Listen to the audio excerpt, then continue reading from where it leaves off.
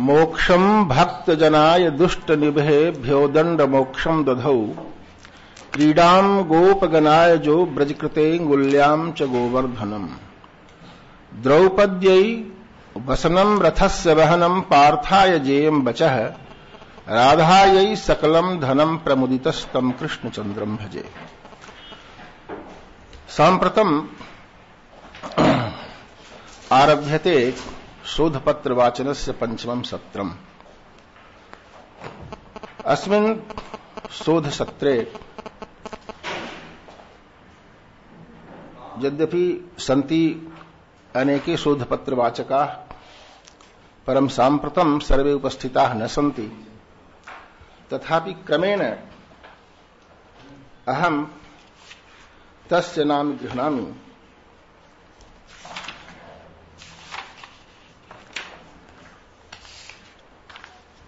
प्रथम वर्तते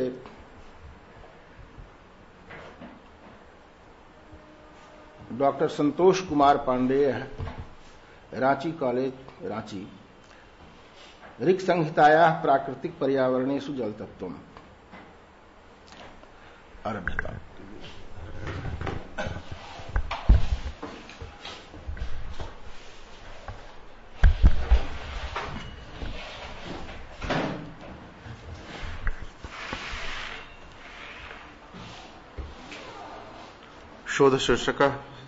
शोधशीर्षकमस्ति ऋक् संहितायाः प्राकृतिक पर्यावरणेषु जलतत्त्वम्। ऋच्यते स्तूयते अनया वाण्या सा ऋक्। ऋक् मंत्राणां समुदायः ऋक् संहिता ऋग्वेदो वा। संहिता समुदायस्य वाचकः। वेद शब्दो विद ज्ञाने विद विचारणे विद लृलाभे विद सत्तायाम् इति धातोर्घञ् प्रत्ययेन निष्पद्यते। वेदः समग्र ज्ञानस्य विचारस्य लाभस्य सत्तायाश्च अवबोधकः। ऋग्वेदे विविध देवानां स्तुतिः ऋग्मन्त्रैः सम्पादिता। तत्र स्तुता देवा देवत्वेन सम्पन्नाः पर्यावरणेष्वपि परिगणिता मानवैर्भृशं समादृताः सन्ति। परि आ व्री लिट् प्रत्ययेन निष्पन्नः पर्यावरण शब्दः सर्वतः आवृतानां पृथिव्य तेजो वायुराकाशादि पंच महाभूतानां कृते प्रयुक्तो भवति विशेषेण। एभिस्तत्त्वैर्मानवाः स्थावर जंगम पदार्थाश्च सर्वदा आवृतास्तिष्ठन्ति। एतानि पंच महाभूतानि प्रकृतितत्त्वानि सन्ति। प्रकृत्या समुपजातानि प्राकृतिक तत्त्वानि सर्वाण्य एतानि प्राकृतिक पर्यावरणान्यपि कथ्यन्ते। एतेषु प्राकृतिक पर्यावरणेषु यद्यपि सर्वेषां प्राकृतिक तत्त्वानां महत्त्वं समेषां जीवानां कृते भवति, परं जल तत्त्वस्य महत्त्वम् अधिकम् इति तदेव अत्र प्रस्तूयते ऋग्वेदानुसारम्। वेदांत प्रक्रियायां पंचतन्मात्राभिः स्थूल शरीरोत्पत्तिर्जायते। एभिः श्रोत्रादीनि ज्ञानेन्द्रियाणि वागादीनि कर्मेन्द्रियाणि च प्रभावितानि सन्ति। उपनिषदि सृष्टि प्रक्रियायां प्राप्यते तस्मात् वा एतस्मादात्मनः आकाशः सम्भूतः। आकाशाद् वायुरग्निः अग्नेरापो अद्भ्यः पृथिवी इति। अनेन प्रकारेण लय प्रक्रियायां पृथिव्याः जले जलस्य अग्नौ अग्नेर्वायो वायुराकाशे आकाशस्य आत्मनि च लयो भवति। जल तत्व विवेचनम्। जलति जीवयति लोकान् आच्छादयति भूम्यादीनि वा जल शब्दः जल अच् प्रत्ययेन निष्पन्नो भवति। जलस्य पर्यायवाचिनः शब्दाः आपस्तु शीत स्पर्शवत्याः प्रसिद्धाः। जल तत्त्वं नित्य रूपेण परमाणु रूपं तथा अनित्य रूपेण कार्य रूपं प्राप्यते। अग्नेर् जलस्य उत्पत्तिर्भवति। पंचतत्त्वेषु एकं जल तत्त्वं शरीरेष्वपि सर्वदा वर्तमानं भवति। जल शून्यत्वे सति शरीरस्य स्थितिः अनिश्चिता एव। जलस्य सर्वथा अभावात् तु शरीरस्य स्थितिः संभवा एव न। जलं तु प्राणभूतम्। उपनिषदि प्राप्यते आपो वै प्राणाः। शुद्ध जलेन शरीरे बलस्य वृद्धिर्भवति। अशुद्ध जलेन शक्तिहीनता शक्तिः क्षरणं रोगादिकं च जायते। मानवाः जलावरणेन आवृता भवन्ति सततम्। जलेन जीवानाम् अविनाभाव संबंधो विद्यते। एतरे ब्राह्मणे जलम् अमृतम् इति कथितम्। अमृतं वा एतदस्मिन् लोके यदापः। सृष्टिर् नियमनार्थम जलतत्त्वेपि संतुलनम आवश्यकम अस्ति। जलस्य शुद्धता प्रचुरता सर्वत्र अपेक्षते। संप्रति कारण वैविध्यात् जले अपि दूषणता आयाति। प्रदूषित तत्वानाम् आधिक्यात् यत्र तत्र मलादि प्रक्षेपणाच्च जलम दूषितम भवति। बहुत उद्योगेभ्यो निःसृतानि मल संबंधितानि जलानि विकृत पदार्थानि प्रदूषित तत्वानि च नद्याः जलमपि दूषयन्ति। पृथिव्याः स्थितं जलमपि विविध कारणात् दूषितं भवति। सम्प्रति जनसंख्यायां वृद्धिर्जायते। वर्धितानां जनसंख्यानां कृते शुद्ध जलस्य आवश्यकता अधिकायते। जीवानां कृते शुद्ध जलस्य उपलब्धिर् न सहजा, परिणामतो अशुद्ध जलम एव जीवा गृह्णन्ति। अशुद्ध जल ग्रहणं निश्चितमेव स्वास्थ्य नष्टाय भवति। विविधा रोगा अशुद्ध जलेनैवोत्पद्यन्ते। सम्प्रति पवित्रतमा गंगा अपि प्रदुष्टा जाता। अन्या नद्यस्तु प्रसंगेऽस्मिन् गणनीया एव न। प्रायेण नद्यास्तटे नगराणि विकसितानि भवन्ति। नगराणां दूषित जल प्रक्षेपणं नद्याम् एव भवति, तथा मलादिकम् अपि तत्रैव प्रक्षिप्यते। समुद्र जलम् अपि सम्प्रति प्रदुष्टं जातम्। पृथिव्या जलेऽपि दूषणता दृश्यते। अद्य विविध देशेषु शुद्ध जलस्य अनुपलब्धेः समस्याः विद्यमानाः सन्ति। तत्र जनाः जीवाश्च शुद्ध जलाय भृशं चिन्तिता व्यग्राश्च विद्यन्ते। वैज्ञानिकाः अपि विषयेऽस्मिन् चिन्तयन्ति। ऋग्वेदे जलस्य वर्णनम्। ऋग्वेदानुसारं जलस्य सृष्टिः प्रथमा बभूव। देवानां माने प्रथमा तिष्ठन् कृन्तत्रादेशाम् उपरा उदायत्। त्रयस्तपन्ति पृथिवीम् अनूपा द्वावृबूकम् वहतः पुरीशम्। तत्रापः सुक्ते जलस्य विविधं रूपं वर्णितम्। तेषु दिव्या अंतरिक्षा प्रवहन्ति खनित्रिमा स्वयंजाः समुद्रार्था विश्रुताः। या दिव्या आपो अंतरिक्षे उत्पन्ना भवन्ति सा दिव्या आपः। या नद्यादि मध्ये प्रवहन्ति सा प्रवहन्ति। या खननेन निवृत्ता ताः खनित्रिमाः कूपादि रूपेण वर्तन्ते। या स्वयमेव प्रादुर्भवन्ति ताः स्वयंजाः। या समुद्रगामिनस्याः ताः समुद्रार्थाः समुद्रगामिन्यो भवन्ति। या स्वच्छताः ताः शुचयः। या शोधयित्रिश्च ताः पावकाः कथ्यन्ते। दिव्या आपो अंतरिक्षात् आगच्छन्ति। समुद्रे या आपस्तिष्ठन्ति सा ज्येष्ठा गण्यन्ते। वृत्रेण अवरुद्धा आपः इन्द्रो वृत्रं हत्वा रराद। अपां पतिर्वरुणो विद्यते। स वरुणः प्रजानाम् असत्यं सत्यं च पश्यन् आकाशे व्रजति। शुचयः पावका आपो मधुरसं क्षरन्ति। अपां पति राजा वरुणः सोमश्चाप्सु वर्तेते। विश्वे देवा अप्सु स्थिता अन्नं वदन्ति। वैश्वानरो वह्निस्तासु प्रविष्टोऽस्ति। एतादृश्यस्ता आपो वर्तन्ते। अनेन प्रतीयते यत् जलादग्नि उत्पद्यते। यो अग्निर्जलात् प्रादुर्भवति स वडवाग्निः इति। पर्जन्य सूक्ते ऋषिः कथयति, हे श्रोतः त्वं बलवन्तं मेघम् अभिप्रायं वद। यो जलस्य वर्षको गर्जन शब्दं कुर्वन् ओषधीषु गर्भं स्थापयति। यदा पर्जन्यः उदकेन पृथिवीं रक्षते तदा वातश्च चलति। सौदामिन्यः समन्तात् सञ्चरन्ति। ओषधयः उद्गच्छन्ति। अन्तरिक्षं क्षरति। भूमिः सर्वस्मै समर्था भवति। पर्जन्यात् अन्न संभवस्य वर्णनम् ऋग्वेदे अपि प्राप्यते। यस्य पर्जनस्य व्रते पृथिवी अत्यर्थं नमति। यस्य व्रते ओषधयो नाना रूपा भवन्ति। एतादृशः पर्जन्यः सुखं प्रेच्छति। इंद्र सूक्ते प्राप्यते यत् वृत्तो जीवन दशायां स्वकीयेन महिम्ना या एव मेघगता अपः पर्यतिष्ठत् परिवृत्त स्थितवान् स सम्प्रति अपां पादस्य अधः शयानो बभूव। पृथिव्यां शयानं पतितं इन्द्रेण हतं वृत्रम् अतिक्रम्यापो गच्छन्ति। ऋग्वेदस्य नदीसूक्ते अनेका नद्यो वर्णिताः। तत्र गंगा, यमुना, सरस्वती, शुतुद्री, परुष्णी, असिक्नी प्रसिद्धाः। तत्रैव शन्नो देवीरभिष्टया आपो भवन्तु पीतय इति कामयते ऋषिः। तत्रैव शुद्ध जलस्य कृते प्रदर्शिता आकांक्षा मधुक्षरन्ति सिन्धवः इति दृश्यते। तत्र वृक्षाणां, वनानां, पर्वतानां, नदीनां च प्रभूतं वर्णनम् अस्ति। यज्ञात्तु पर्जनस्य आगमनं भवत्येव, परं वृक्षाणां, लतानां, पर्वतानां योगादपि जलस्य वर्षणं भवति। जलवर्षणस्य सम्बन्धः वृक्षादि पर्यावरणेन सह अपि विद्यमानो वर्तते। ऋग्वेद काले उत्तम पेयस्य शुद्ध जलस्य उपलब्धिः आसीत्। तदानीं जले प्रदूषणस्य समस्या नासीत्। ऋषिः अनिष्ट निवारणार्थं जलस्य आह्वानं कृतवान्। इदम् आपः प्रवहत यत् किञ्च दूरितं मयि। तदानीं पृथिव्याम् उपरि स्थितानि जलानि शुद्धान्यासन् तथा कृषिकार्ये अपि प्रयुक्तानि भवन्ति स्म। पृथिव्याः शुद्ध जलस्य आकांक्षा पृथ्वी सूक्ते वर्णिता। सा माता भूमिः मे पुत्राय पयः विसृजिताम् इति। सा नो भूमिर्विसृजिताम् मात्रा पुत्राय मे पयः। आपो अस्मान् मातरः शुद्धयन्तु घृतेन वो घृतपवः पुनन्तु। इदम् आपः प्रभताम् अवधं च मलं च यत्। आपो हिष्टा मयो भुवस्तान् ऊर्जे दधातन महेरणनाय चक्षसि। एषु मंत्रेषु जलं प्रति जलदेवं प्रति शोधनार्थं प्रार्थना वर्तते। आशंका आसीत् यत् जलाभावेन अशुद्ध जलेन च जीवानां स्थितिः अनुकूला न स्थास्यति। जलेन विविध तत्त्वेषु व्याप्तं प्रदूषणं शुद्धं भवति। वैदिक मानवाः जानन्ति स्म यत् प्रकृतेः अस्तित्वं मानवं विना भवितुम् अर्हति, परं मानवानां अस्तित्वं प्रकृतिं विना न स्थास्यति। अतः कामनां करोति यत् मथुक्षरन्ति सिन्धवः। आपो अस्मान् मातरः शुद्धयन्तु।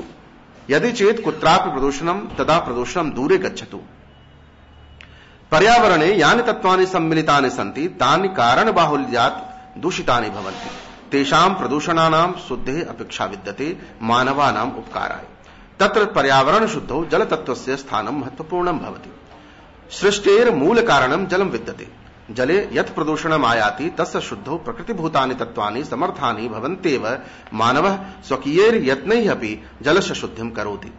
जलस्य शुद्धौ यानि प्राकृतिक तत्त्वानि संलग्नानि भवन्ति तेषु सूर्यतापः, अग्नितापः, वायुः, जलजीवादयश्च विश्रुताः।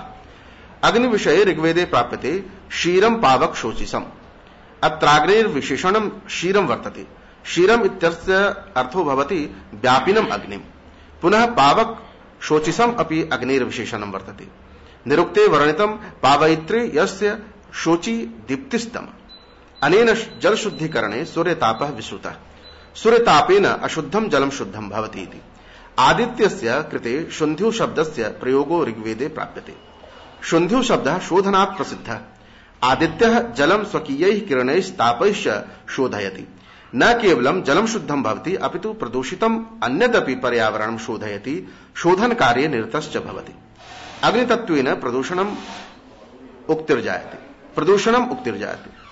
निरुक्ते प्रतिपादितम् अस्ति अग्निः पवित्रम् उच्यते। अग्निः पवित्रं स मां पुनातु। रश्मयः पवित्रमुच्यन्ते। गभस्ति पूतो नृभिर्द्रभिः सुतः। आपस्तंभ श्रोत्र सूत्रे प्राप्यते यदग्निः पवित्रमुच्यते, वायुः पवित्रमुच्यते, सोमः पवित्रमुच्यते, सूर्यः पवित्रमुच्यते, इन्द्रः पवित्रमुच्यते। अग्निः पवित्रं स मा पुनातु, वायुः सोमः इन्द्रः पवित्रं ते मा पुनन्तु। अग्निना सूर्येण सूर्यरश्मिभिश्च जलं शुद्धं भवति, वायुभिश्च जलं शुद्धं भवति। अतएव एते पावकाः कथिताः।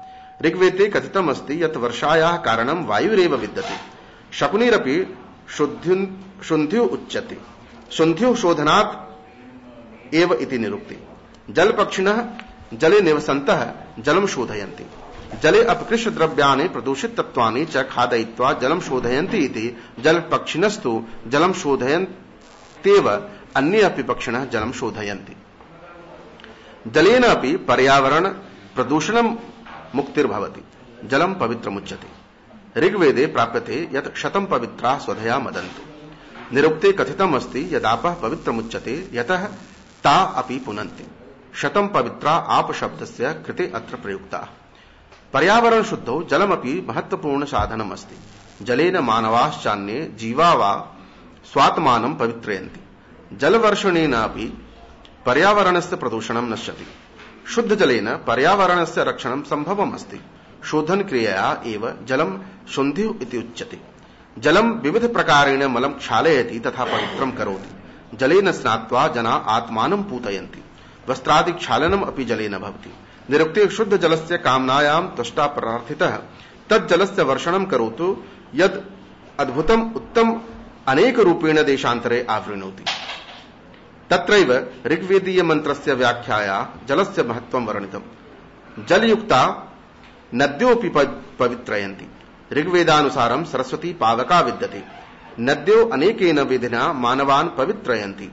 मानवा अपि तस्योपयोगं कृत्वा विविध विधिना पर्यावरण रक्षणे समर्था भवन्ति। शुद्ध जलेन पृथिव्याम् उर्वरा शक्तिर्वर्धते, अन्नादिकं दूषणरहितं बलवर्धकं सुपुष्टं च भवति। वृक्षादिकाः शुद्ध जलेन पूर्ण विकसिता भवन्ति, तेषां फलानि स्वादूनि बलकराणि च भवन्ति। उपर्युक्त विवरणेन स्पष्टं भवति यत् ऋग्वेदे प्राकृतिक पर्यावरणानि तु भृशं वर्णितानि, तेषु जलस्य वर्णनं प्रभूतं विद्यते। न केवलं जलस्य वर्णनम् अपितु पर्यावरण दिशा तस्योपयोगः पृथिव्यां व्याप्तस्य विविध प्रदूषणस्य अपाकरणे जलस्य महत्त्वम् अपि वर्णितम्। इदमपि स्पष्टं भवति यत् जलतत्त्वे प्रदूषणस्य नाशार्थम् अपूर्वा शक्तिर्विद्यते। जलस्य प्राकृतिकी शक्तिः स्वयं प्रदूषितान् पदार्थान् नाशने तत्परा भवति। पुनः जलस्य उपयोगं कृत्वा मानवो विविध प्रकारेण पृथिव्याम् अन्यत्र वा व्याप्तं प्रदूषणं नाशयति। प्रदूषणं समाप्य वातावरणं परिवेशं च शोधयति। जलेन व्याप्तं प्रदूषणं शुद्धं भवति। जलतत्त्वेन आकाशीय वायवीय पार्थिवादि पर्यावरणस्य रक्षणम् अपि भवति। इदमपि ज्ञातव्यम् अस्ति यत् जलस्य दूषिते सति अनेकानि पर्यावरण तत्त्वानि दूषितानि भवन्ति। जलेषु अमृतं भेषजतत्वं विद्यते इति ऋग्वेदे संकेतितम् अस्ति। अपस्वन्तरमिप्तम् अप्सु भेषजम् यूयम् हिष्टाभिषजो मातृतमा। शुद्ध जलम् अमृततुल्यं भवति, तत्तु भेषजस्य कार्यं करोति। यस्योपयोगेन मानवाः जीवाश्च स्वस्था भवन्ति, बलवत्तरास्तिष्ठन्ति। अतः शुद्ध जलस्योपयोगः स्वकल्याणाय देशकल्याणाय च कर्तव्यः। पुनः विविध प्रकारेण तस्य पर्यावरणस्य शुद्धौ तस्योपयोगः कर्तव्यः इति।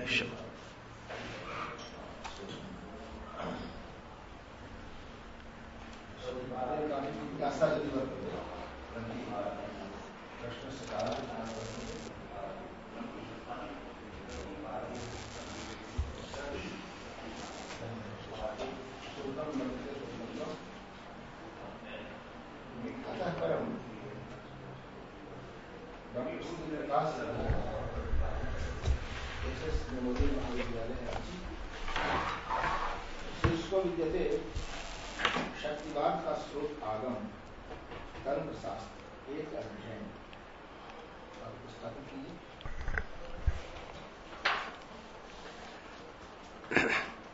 तंत्र ग्रंथ संवाद रूप में है, जिसमें वक्ता का स्थान शिव ने और श्रोता का पार्वती ने ग्रहण किया है, वे आगम कहलाते हैं।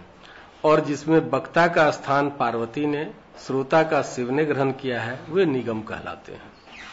शिव के मुख से आगत, गिरिजा के मुख से गत और विष्णु के द्वारा सम्मत होने में सर्वमान्य हुए आगम निगम। आगमों की मान्यता संपूर्ण तांत्रिक वाङ्मय में आदि और आर्ष ग्रंथ के रूप में व्याप्त है। यदि वेद ब्रह्मा के उच्छ्वास से, तो आगम शिव के उच्छ्वास से प्रादुर्भूत हैं। महर्षि अरविंद ने इस विषय में कहा है कि तंत्र व्यक्तित्व के विकास में निहित विभिन्न प्रकार के वैशिष्ट्य तथा पद्धतियों का एक ही भाव है। तंत्र शास्त्र के समन्वित साहित्य में प्रथम स्थान आगम को प्राप्त है। यह भी कहा जाता है कि तंत्र शास्त्रम प्रधानम त्रिधा विभक्तम आगम यामल तंत्र भेदात। आगम तंत्र नामक शक्तिवाद के साहित्य को कहते हैं। तंत्र प्रधानतः शक्ति साधन वही विद्या है। तंत्र में कर्म, योग, ज्ञान, भक्ति, अध्यात्म, मुक्ति सभी कुछ है। तंत्र साहित्य भारत में अनादिकाल से विद्यमान रहा है। तंत्र का मूल प्रयोजन मानव के सांसारिक एवं आध्यात्मिक जीवन के उन्नयन में सहायक सिद्ध होना कहा जाता है। कामिक आगम में ऐसा उल्लेख आया है कि सदाशिव के मुख से तंत्र की धाराएं प्रवाहित हुई। उनके पंचमुख के प्रत्येक मुख से 5 धाराएं, कुल 25 धाराएं निसृत हुई। ऊपर वाले मुख से निसृत धाराएं मोक्ष की ओर ले जाने वाली होती हैं। उत्तरमुखी धाराएं वशीकरण का ज्ञान कराती हैं। इसे अद्भुत तंत्र भी कहते हैं। पूर्व मुख से निकली धाराएं विष परिहार का मार्ग बतलाती हैं। पश्चिम मुखी धाराएं भूत बाधा से मुक्ति का मार्ग बताती हैं। दक्षिण मुखी धाराएं शत्रु विनाश का मार्ग समझाती हैं। ईशान, तत्पुरुष, सयोजात, वामदेव और अघोर शिव के ये 5 मुख हैं। इन मुखों से क्रमशः सिद्ध, आनंद, इच्छा, ज्ञान और क्रिया ये 5 शक्तियां प्रकट होती हैं। परम शिव ही भेद दशा में शिव, भेदाभेद दशा में रुद्र तथा अभेद दशा में भैरव संज्ञा को प्राप्त करते हैं। इनसे संबद्ध आगमों को क्रमशः रौद्रागम, शैवागम, रौद्रागम और भैरवागम कहा जाता है। तंत्र शास्त्र वास्तव में वैदिक कर्म कांड का एक विकसित तथा समयोपयोगी रूप है। बौद्ध धर्म के पराभव के बाद विराट सनातन धर्म का जो विकास हुआ वह किसी भी अंश में वैदिक नहीं है, उस पर तंत्र शास्त्र की छाप लगी हुई है। महाभारत युद्ध के बाद बौद्ध धर्म के प्रारंभ होने के पहले तक अर्थात कोई 2000 वर्ष तक भारतवर्ष में तंत्र शास्त्र का ही प्राबल्य था। तंत्र के 3 दृष्टिकोण हैं, द्वैत, अद्वैत और द्वैताद्वैत। तंत्र साधना का प्रमुख साधन मंत्र जाप है, जो चेतना का मंथन करने वाली प्रक्रिया है। आत्मा की निचली और प्रणव की ऊपरी ओर अग्नि बनकर मंथन की प्रक्रिया के माध्यम से प्रकट होने वाले अग्नि की भांति ही ईश्वर के दर्शन होते हैं। मंत्र बीज विकार है, जो एकाग्र अभ्यास द्वारा नाद के रूप में प्रकट होता है। तंत्र में 2 मार्ग हैं, वाम मार्ग और दक्षिण मार्ग। ऊर्जा में महत्वपूर्ण ध्रुव हैं शिव तथा शक्ति। आर्य संस्कृति में वैदिक भावना के साथ अवैदिक भावना का भी स्थान है।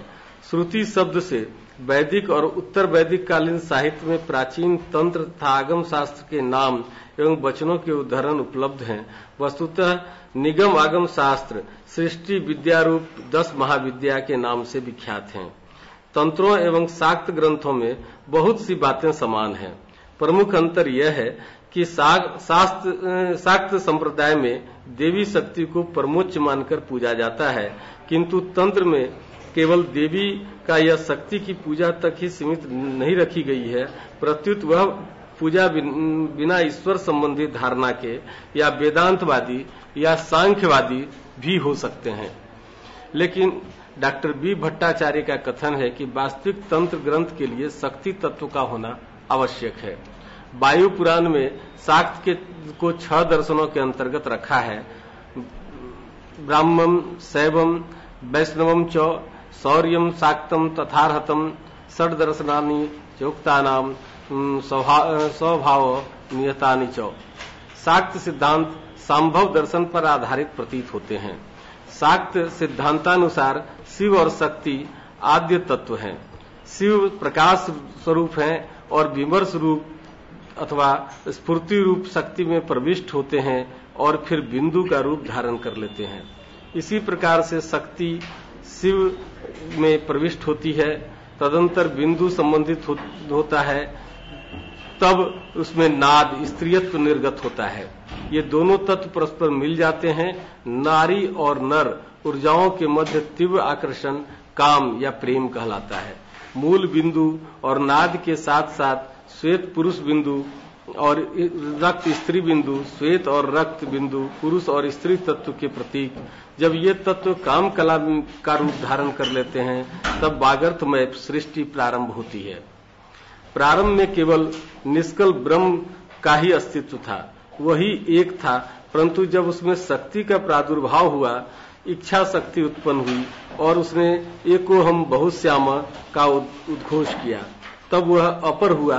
ब्रह्म का यही रूप तांत्रिक आराधना का केंद्र है। तंत्र से वह सशक्ति ब्रह्म शिव शक्ति कहा गया। इसी से नाद का उद्भव हुआ और उस नाद से बिंदु का शारदा तिलक में लिखा है, सजदानंद विभावातो सकलातो परमेश्वरातो अशक्ति ततो नादो नादात बिंदु समुद्भव। यह परम बिंदु प्रकृति पुरुष अर्थात शिव शक्ति इन्हीं दोनों के रूप का है। शब्द ब्रह्म अपर ब्रह्म है। शब्द ब्रह्म शक्तियों की सत रज और तम गुणों के सहित ज्ञान इच्छा और क्रिया की शक्तियों का त्रिमूर्ति है। त्रिमूर्ति में अपने आप को प्रकट करता है। इसी से देवी को इच्छा शक्ति, क्रिया शक्ति और ज्ञान शक्ति कहते हैं। इसी तथ्य ने दुर्गा सप्तशती आदि शाक्त साहित्य में महाकाली, महालक्ष्मी और महासरस्वती के रूप में विकास प्राप्त की है। इसके एकत्व रूप दुर्गा, जिसे दुर्गा सप्तशती में एक का अनेक होना तथा अनेक शक्तियों का एक स्थान पर जुड़ जाना, यह चमत्कारिक नहीं वैज्ञानिक संधान है। तंत्र का महत्व उसकी साधना की विधि में है। वह साधना की विधि न तो केवल उपासना या पूजा है, प्रार्थना या स्तवन है, और न इष्ट के आगे अपना दुखड़ा रोना तथा अनेक कर्मों पर पश्चाताप करना है। वह साधना पुरुष और प्रकृति को एक करने की क्रिया है। यह शरीर के भीतर पुरुष तत्व तथा नारी तत्व का संयोग करती है और सगुण को निर्गुण करने का प्रयत्न करती है। तांत्रिक साधना का यह उद्देश्य है कि स्वराट विराट में मिल जाए, और यह बात कुंडली को जागृत कर षट चक्र के भेद द्वारा की जाती है। यह कोई दार्शनिक चर्चा नहीं है, किंतु इसे क्रिया रूप में करना पड़ता है। इसी से तंत्र गर्व के साथ घोषणा करता है, सद्गुरु के सानिध्य में अभ्यास करके देख लो। तंत्र शब्द का अर्थ है विधि, उपाय, मार्ग, इसलिए यह वैज्ञानिक है। इसमें तुम ही प्रयोगशाला हो, तुम्हारे भीतर ही पूरा प्रयोग होने वाला है। यह विज्ञान है, किसी विश्वास की जरूरत नहीं है। प्रयोग करने का महासाहस पर्याप्त है। प्रयोग करने की हिम्मत काफी है। एक मुसलमान प्रयोग कर सकता है, वह कुरान के गहरे अर्थों को उपलब्ध हो जाएगा। एक हिंदू अभ्यास कर सकता है और वह पहली दफा जानेगा कि वेद क्या है। वैसे ही जैन इस साधना में उतर सकता है, एक ईसाई इस साधना में उतर सकता है। उसके अपने चुने हुए रास्ते जो भी हो, तंत्र सहयोगी होगा। यही कारण है कि जन साधारण के लिए तंत्र नहीं समझाया गया है। जब तुम किसी चीज को नहीं समझते हो तो उसे गलत जरूर समझते हो। तुम रिक्त स्थान में बने रहने को राजी नहीं हो। यंत्र रहस्यमय शक्तियों का भंडार होता है। देवी भागवत में कहा गया है कि वांछित प्रतिमा के अभाव में यंत्र को ही इष्ट देव की तरह पूजना चाहिए। यंत्र मंत्रमय प्रोक्तम देवतैत ही देहात मनो यथा भेदो मंत्र देवयो अस्तथा। अर्थात यंत्र मंत्र रूप है, मंत्र देवताओं का विग्रह है। जिस प्रकार शरीर और आत्मा में कोई भेद नहीं होता, उसी प्रकार यंत्र और देवता में कोई भेद नहीं होता। एतदर्थ शक्तिवाद का स्रोत आगम या तंत्र शास्त्र है। ये आगम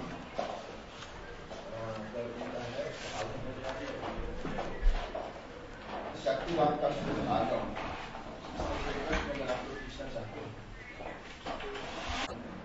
वेद के लिए आगम और निगम शब्द का क्या सर? वेद के लिए जी आगम और निगम का प्रयोग हुआ है। और तर्कशास्त्र में आगम और निगम का प्रयोग। जी सर। दोनों थोड़ा अंतर है। जी जी। ये अंतर इस आधार सर, आधार यही है, जैसे वेद को माना गया है एक जगह पर कि ब्रह्मा के निश्वास से निश्रित है, ये कृत नहीं है।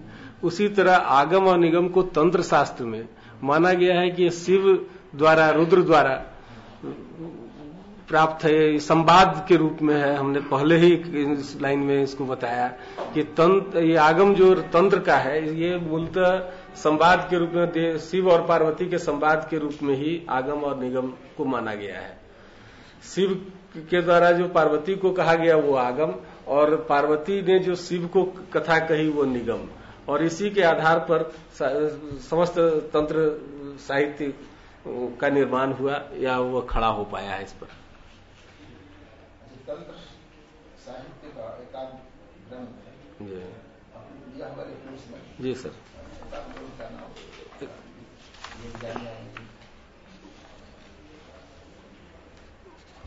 रुद्रयामल, डॉक्टर रुद्रदेव त्रिपाठी का है रुद्रयामल तंत्र।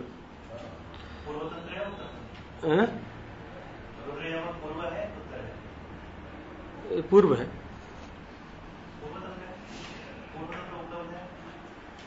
पूर्व उत्तर तंत्र प्राप्त है, पूर्व तंत्र में इसलिए पूर्व तंत्र में प्राप्त नहीं है। नहीं, पूर्व तंत्र प्राप्त नहीं है, उत्तर तंत्र प्राप्त है। ये ध्यान में नहीं है। जी सर। असल शाक्तवाद को जो शक्तिवाद है उसके आधार मानते हैं, उस पर हमने तंत्र और आगम पर चर्चा की है। वैदिक परंपरा जी सर। इस शक्तिवाद का भी हाँ, वाक सूक्त जो है सर, इसलिए आधार तो वही है। जी सर। और इसीलिए लगता है कि आदर और निगम दोनों शब्द कोई होने अपना। जी सर। और कोई प्रश्न पूछना चाहते हैं? और इसके बाद डॉक्टर संगीता कुमारी, जवाहरलाल नेहरू यूनिवर्सिटी दिल्ली। आपका विषय है संस्कृत भाषा एवं वर्तमान विश्व।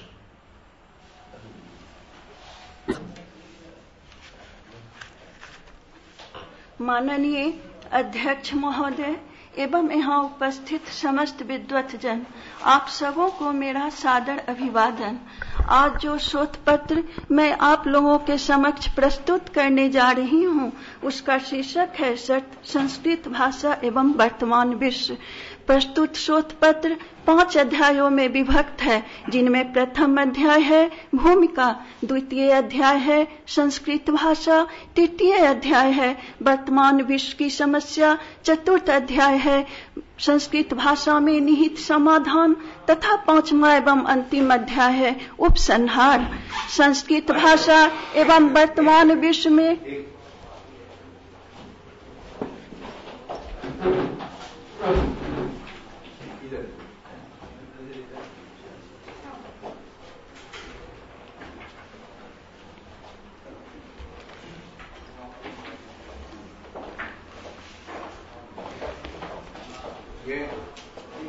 डॉक्टर भारतेंदु पांडे, ये associate professor department of Sanskrit, university of Delhi. ये बहुत अच्छे विद्वान हैं और संस्कृत साहित्य, व्याकरण और दर्शन सभी क्षेत्रों में ये निष्णात हैं और इनके बहुत सारे कार्य हैं। और सबसे बड़ी बात यह है कि संस्कृत के विद्वान तो बहुत सारे हैं, अपने आप को बोलते हैं, और संस्कृत भाषा पे इनको बहुत पता है। और संस्कृत में धारा प्रवाह जो है बोलना, समझना, ये इनकी विशेषता है। तो ये पांडे जी के साथ, डॉक्टर रमाशीष पांडे जी के साथ ये को चेयर करेंगे।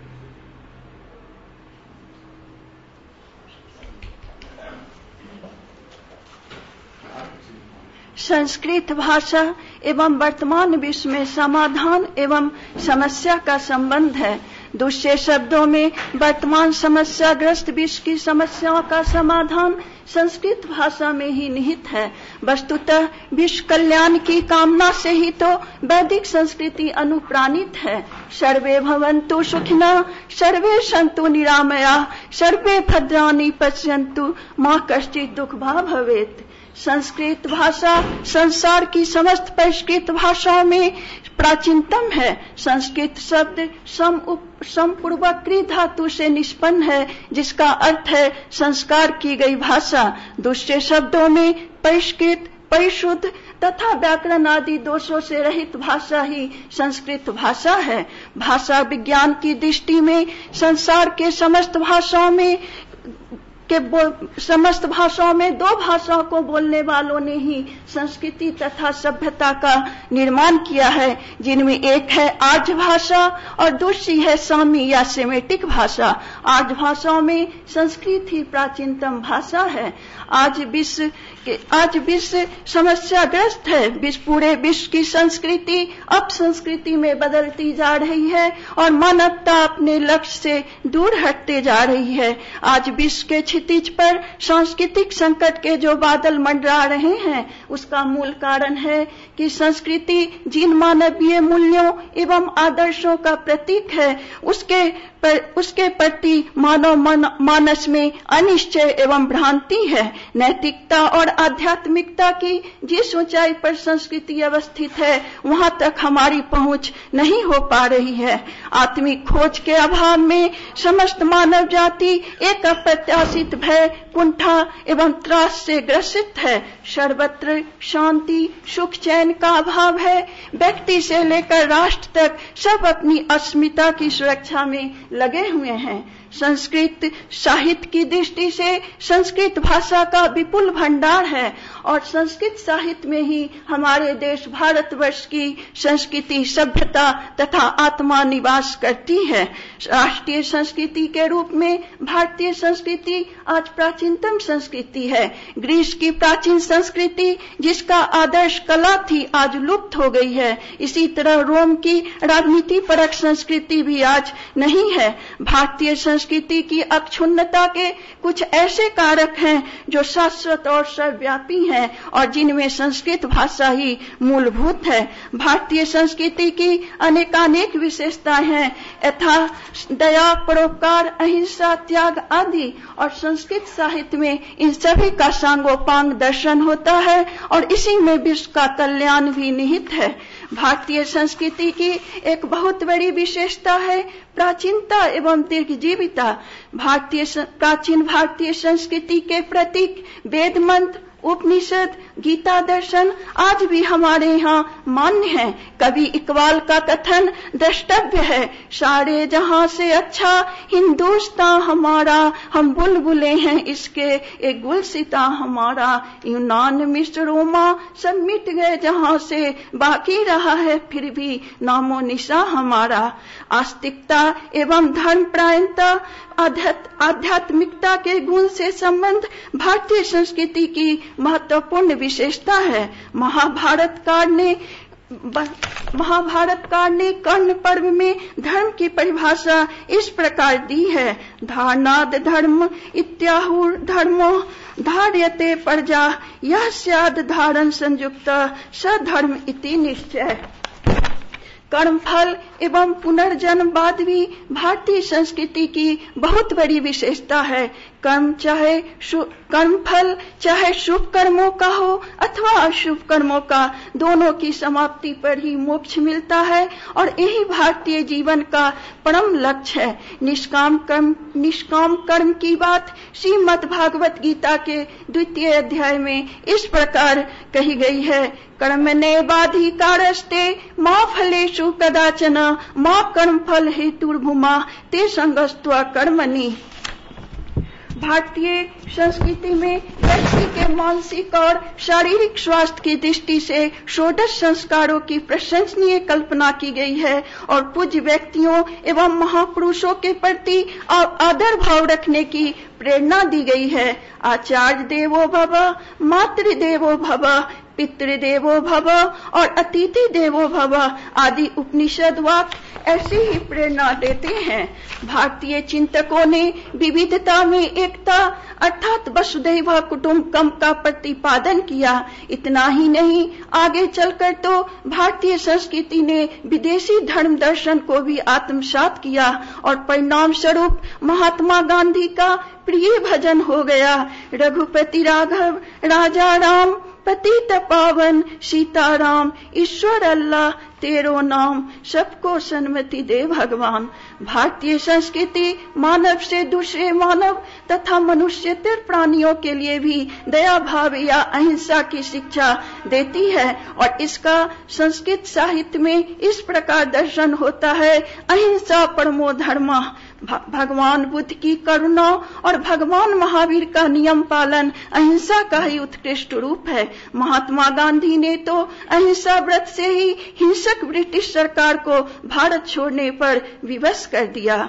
परोपकाराय शताम विभूतय मंत्र की उद्घोषणा करने वाली भारतीय संस्कृति का महान उपदेश है कि दूसरों की भलाई अपने प्राण त्याग कर भी करनी चाहिए। भारतवर्ष में तो व्यक्तियों को ही नहीं प्रकृति को भी परोपकार परायण माना गया है। जैसा कि महाकवि कालिदास विरचित अभिज्ञान शाकुंतलम के 5वें अंक का यह श्लोक द्रष्टव्य है। भवंती नर्मास्तर्व फलागमयी नवाम्बु भी दूर विलंबिनो घना अनुधत्ता शतपुरुषा समृद्धि भी स्वभाव एवैस परोपकारी नाम। भारतीय संस्कृति में धर्मशास्त्रोक्त वचनों के अनुसार सदाचार पालन अनिवार्य है। उपनिषद वाक्य सत्यमव्रत धर्मचर्य आदि सदाचार पालन का ही उपदेश देते हैं। साथ ही भारतीय संस्कृति व्यक्ति को जननी और जन्मभूमि की सेवा करने के लिए भी प्रेरित करती है। जननी जन्मभूमिश्च स्वर्गादपि गरीयसी। भारतीय संस्कृति में सार्वजनिक लेकिन शालीन बहस की परंपरा रही है। अमर्त्य सेन ने अपनी पुस्तक दी आर्गुमेंटेटिव इंडियन यानी तर्कशील भारतीय में ऐसा ही विचार व्यक्त किया है। इस धारणा के समर्थन में इन्होंने इतिहास और पौराणिक कथाओं से कई दृष्टांत दिया है। यथा कुरुक्षेत्र की रणभूमि में अर्जुन और कृष्ण के बीच जो वार्तालाप हुआ था वह केवल कृष्ण का आदेश नहीं था बल्कि वह दो नैतिक विचारों में बहस थी। सम्राट अशोक द्वारा महासभा की बैठक बुलाना, सम्राट अकबर के दीन इलाही आदि के पीछे ऐसी ही धारणा थी। भारतीय संस्कृति प्रवृत्ति और निवृत्ति का समन्वित रूप है। प्रवृत्ति और निवृत्ति का समन्वय ही उच्च श्रृंखल मानव जीवन को मर्यादित एवं प्राकृतिक जीवन को सांस्कृतिक बनाता है। यह भारतीय संस्कृति का महान उपदेश है। वस्तुतः इस संस्कृति का उद्भव ही ज्ञान से हुआ है कि क्योंकि इसका बीज वेदों में छिपा है। भारतीय संस्कृति कहती है दृष्टि पुतम न्यस्यत पादम वस्तु पुतम पिबेत जलम, अर्थात विचार पूर्वक व्यवहार कीजिए, देखकर कदम बढ़ाइए तथा छान कर पानी पीजिए। भारतीय वैदिक संस्कृति भारतीय संस्कृति का प्राचीनतम रूप है। वेदों में ज्ञान विज्ञान की अमूल्य निधि है। विंटरनित्ज महोदय ने वैदिक संस्कृति का महत्व स्वीकार करते हुए कहा है, if we wish to learn the beginnings of our own culture, if we wish to understand the Indo European culture, we must go to India where the oldest literature of an Indo European people is preserved. भारतीय धर्म दर्शन के मनीषी Max Muller ने संस्कृत साहित्य एवं भारतीय संस्कृति की उत्तमता के संबंध में लिखा है, अगर मैं अपने आप से यह पूछूं कि केवल यूनानी, यहूदी और रोमन भावनाओं एवं विचारों पर पलने वाले हम यूरोपीय लोगों के आंतरिक जीवन को अधिक समृद्ध, अधिक पूर्ण और अधिक विश्वजीन, संक्षेप में अधिक मानवीय बनाने का कोई नुस्खा हमें किस जाति के साहित्य में मिलेगा, तो बिना किसी हिचकिचाहट के मेरी उंगली हिंदुस्तान की ओर उठ जाएगी। इस प्रकार वर्तमान विश्व की समस्या आज यदि प्रश्न है तो संस्कृत भाषा उसका उत्तर है। वस्तुतः संस्कृत भाषा के संबंध में ठीक ही कहा गया है, संस्कृते संस्कृतिज्ञा, संस्कृते सकला कला, संस्कृते सकलम ज्ञानम, संस्कृते किन्न वर्तते। धन्यवाद।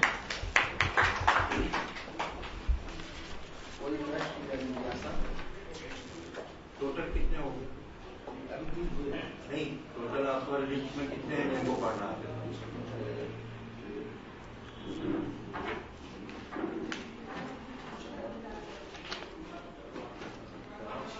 छह हैं। इसमें से 3 पढ़ चुके हैं। इसमें से 3 पढ़ चुके हैं। ये अजय जी आप डॉक्टर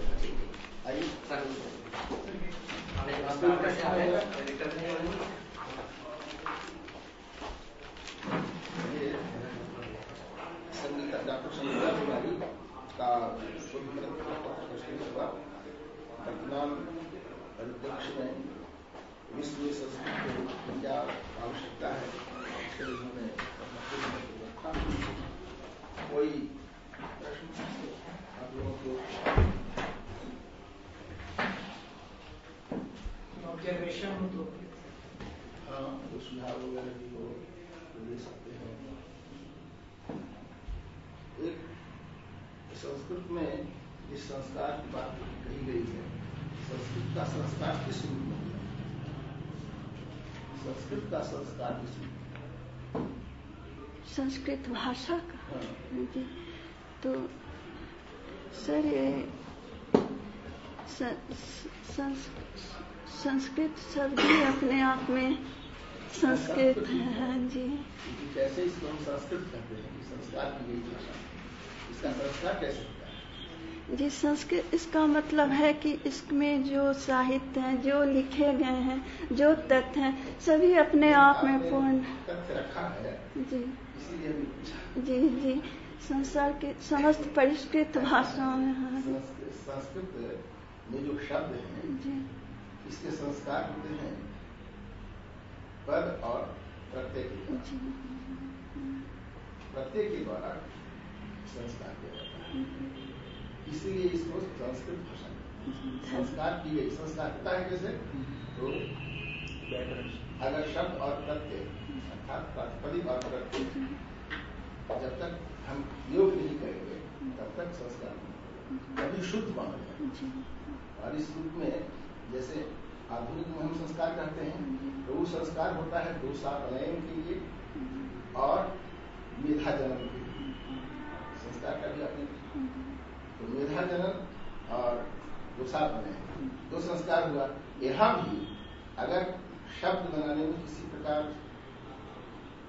कोई अतिरिक्त चीज है तो शब्द और प्रत्यय के द्वारा उसको संस्कृत पूछा पर ठीक है।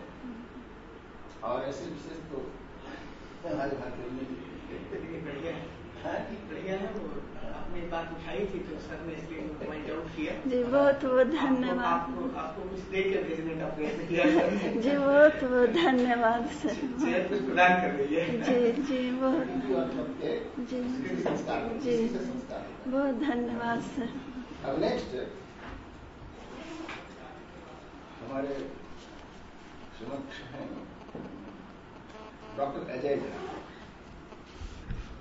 जिनका दिल्ली विश्वविद्यालय। एक मिनट। मैं दिल्ली विश्वविद्यालय संस्कृत महाविद्यालय सत्यवती कॉलेज संस्कृत महाविद्यालय से संस्कृत विभाग से हूं और मेरा विषय है आज का संस्कृत काव्यशास्त्र में प्रतिपादित गुणीभूत व्यंग्य। हम सभी जैसा जानते हैं कि काव्यशास्त्र में आकर व्यंग्य का महत्वपूर्ण स्थान हो जाता है और वह ध्वनि का रूप लेता है और बाद में आनंदवर्धन के बाद काव्य प्रकाशकार और साहित्य दर्पणकार के द्वारा विशेष रूप से उसकी स्थापना होती है। जब मैंने इन दोनों ही ग्रंथों को पाठ्यक्रम में पढ़ा तो गुणीभूत का जो प्रसंग वहां आया है वह थोड़ा मुझे भिन्न दिखा और जब मैं थोड़ा गहराई में जाना चाहा और उसके लिए आनंदवर्धन कृत ध्वन्यालोक का अध्ययन किया तो मुझे थोड़ा अंतर दिखा। इसलिए मैंने यह विषय लिया कि यह विद्वत परिषद है यहाँ के लिए विशेष रूप से, जिसमें उस पर और भी प्रकाश पड़ जाएगा और थोड़ा बहुत मेरा अध्ययन भी सामने आ जाएगा। तो इस विषय में संस्कृत साहित्य में शब्द से अर्थ के प्रतिपादन के संबंध में गहन विवेचन हुआ है। व्याकरण, दर्शन एवं काव्यशास्त्र के आचार्यों ने इस विषय पर अनेक सिद्धांतों का प्रतिपादन किया है।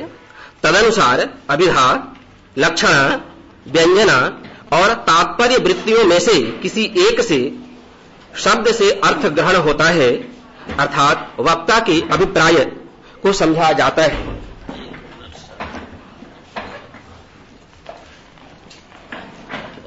इनमें व्यंजना काव्य का प्राणभूत है क्योंकि इसी से काव्यानंद का आस्वादन किया जाता है। व्यंजना वृत्ति से जिस व्यंग्यार्थ की प्रतीति होती है उसकी दो स्थिति काव्यशास्त्र में हमें मिलती है। एक है प्रधानीभूत व्यंग्य और दूसरा है गुणीभूत व्यंग्य।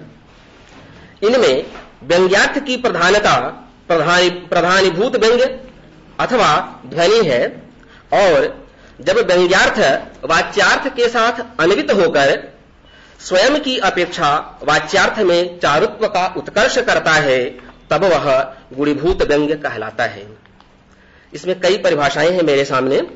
एक छोटी सी परिभाषा आनंदवर्धन कृत है, यत्र व्यंग्यान्वये वाच्य चारुत्वम स्यात् प्रकर्षवत्। इसी परंपरा को आगे बढ़ाते हुए आचार्य मम्मट ने भी कहा है, हम सभी जानते होंगे संभवतः, अतादृशी गुणीभूत व्यंग्यम व्यंग्येतु मध्यमम। यहां पर एक परिवर्तन दिखा मुझे। आनंदवर्धन ने कहीं पर भी ध्वन्यालोक में मध्यम काव्य की परिगणना नहीं की है, चर्चा नहीं की है, लेकिन आचार्य मम्मट ऐसे काव्य को मध्यम काव्य की श्रेणी में रखते हैं। इसी परंपरा को आचार्य विश्वनाथ आगे बढ़ाते हैं और वो भी यही बात कहते हैं, अपरम तु गुणीभूत व्यंग्यम वाच्यादनुत्तमे व्यंग्ये। इन दो परिभाषाओं के बाद ये आचार्य सीधे इस गुणीभूत व्यंग्य के भेद पर आ जाते हैं और उन लोगों ने गुणीभूत व्यंग्य के 8 भेदों का प्रतिपादन किया है। परंतु जब हम ध्वन्यालोक में जाते हैं या उसके टीकाकार आलोककार अभिनवगुप्त को पढ़ते हैं, तब वहां लोचन टीका पढ़ते हैं, तब हमें वहां किसी तरह का इस प्रकार का भेद निर्णय नहीं मिलता है कि 8 प्रकार का है या 7 प्रकार का है या 9 प्रकार का है। तो मैंने इन्हीं 2-3 बातों को लेकर के मुझे लगा कि इसका अध्ययन होना चाहिए और मैंने इसमें देखा अपने पत्र में। जिस प्रकार ध्वनि का शास्त्रीय विवेचन ध्वन्यालोक से पूर्व के काव्य शास्त्रीय ग्रंथों में नहीं मिलता है, उसी प्रकार गुणीभूत व्यंग्य की चर्चा भी आनंदवर्धन से पूर्व कहीं पर नहीं मिलती है। और बात भी स्वाभाविक है, जब ध्वनि की चर्चा ही नहीं है तो गुणीभूत व्यंग्य की चर्चा कहां से होगी। ध्वनि के विषय में हालांकि आनंदवर्धन ने अपनी प्रथम द्वितीय कारिका में ही पूर्व पक्ष के रूप में अभाववादियों, लक्षणावादियों, अलक्षणीयतावादियों का मत स्थापित किया है, रखा है कि इस तरह के वाद विवाद संभवतः होते रहे हों, लेकिन ध्वनि क्या है इसका निष्कर्ष नहीं निकल पाया और वह निष्कर्ष मैंने ध्वन्यालोक में निकाला है। तो इस दृष्टि से देखें तो हो सकता है गुणीभूत पर भी किसी न किसी रूप में चर्चा होती रही हो, लेकिन स्पष्टतया किसी आचार्य ने गुणीभूत व्यंग्य की चर्चा आनंदवर्धन से पहले नहीं की। लेकिन जब हम आनंदवर्धन की बात को देखते हैं और उनके टीकाकार अभिनवगुप्त की बात को देखते हैं, तो वो जिस तरह से ध्वनि के संदर्भ में साफ साफ कहते हैं कि लक्ष्य ग्रंथों में ध्वनि है, उसी तरह वो ये भी कहते हैं कि लक्ष्य ग्रंथों में गुणीभूत व्यंग्य भी है। और उसके लिए मैंने वो पंक्तियां उद्धृत की है वहां से, प्रकारो अन्यो गुणीभूत व्यंग्य काव्यस्य दृश्यते। और इसी पर लोचनकार ने टीका की है, गुणीभूतो अप्ययम व्यंग्यः कवि वाचः पवित्रयति। बड़ा स्पष्ट है। इस टीका से मुझे लगता है कि आनंदवर्धन ने बहुत जोर दिया है और कहीं न कहीं गुणीभूत व्यंग्य और ध्वनि को समकक्ष स्थापित करने का प्रयास किया है। जब इस अध्ययन को हम आगे बढ़ाते हैं तो किस तरह से गुणीभूत व्यंग्यत्व आता है काव्य में, उसके संदर्भ में 2 बातें मेरे सामने आती हैं, वह भी सामान्य बातें हैं। कि पहला यह आवश्यक है कि जो व्यंग्य है वह वाच्यार्थ के साथ अन्वित हो। यदि वह वाच्यार्थ के साथ अन्वित नहीं होता है तो वह गुणीभूत व्यंग्य की कोटि में नहीं आएगा। ये पहली शर्त है। लेकिन इस पहली शर्त के साथ साथ दूसरी शर्त का होना भी अनिवार्य है, किसी एक शर्त से बात नहीं बनेगी। और वह दूसरी शर्त है वाच्य का उपस्कारक होना। यदि ये दोनों साथ साथ, ये दोनों तरकें शर्तें साथ साथ लागू होती हैं तो निश्चित रूप से वह गुणीभूत व्यंग्यत्व का आधान करेगा। और आनंदवर्धन ने एक सुंदर सा श्लोक दिया है हमारे सामने, जिसमें उन्होंने उसको दिखाया है। वह है, लावण्य सिंधुर परैवहि केयमत्र यत्रोत्पलानि ससिना सह संप्लवन्ते उन्मज्जति दुरद कुंभ तटी च यत्रा परे कदलिकांड मृणाल दंडाः। यहां पर एक नदी की चर्चा की एक नायिका की चर्चा की जा रही है और नदी के माध्यम से की जा रही है। मैं पूरा बताऊंगा तो बहुत समय लगेगा, सारांश में बता रहा हूं। तो यहां पर जो नदी का वर्णन है वह नायिका के वर्णन में गुणीभूत हो जाता है और वही चमत्कारजनक है। इसलिए आनंदवर्धन ने इसको गुणीभूत व्यंग्य का उदाहरण के रूप में ध्वन्यालोक में कोट किया है, दिया है। कहाँ का है ये उन्होंने नहीं बताया कि किस ग्रंथ से, प्राकृत ग्रंथ से या संस्कृत ग्रंथ से उन्होंने इसको उद्धृत किया। और बहुत सारे उदाहरण हम लोग जानते हैं, काव्य प्रकाश में भी है, साहित्य दर्पण में भी है। तो इन सब बातों से हम यहां पर पहुंचते हैं कि गुणीभूत व्यंग्य भी काव्य की शोभा वृद्धि करता है। जिस तरह ध्वनि काव्य की शोभा वृद्धि करता है, आत्मतत्व है, प्राणभूत है, उसी तरह आनंदवर्धन की दृष्टि में किसी न किसी रूप में यह गुणीभूत व्यंग्य भी काव्य की शोभा वृद्धि करता है और प्राणभूतत्व को प्राप्त करता है। व्यंग्य के कितने प्रकार हो सकते हैं यह भी हम लोग जानते हैं। वो 3 प्रकार हैं, वस्तु, अलंकार और रस। आनंदवर्धन ने इस तरह से व्यंग्य के 3 भेद नहीं किए। लोचनकार ने भी इस तरह से 3 भेद नहीं किए व्यंग्य के, लेकिन हम बाद में पाते हैं कि समीक्षकों ने 3 भेद किए हैं।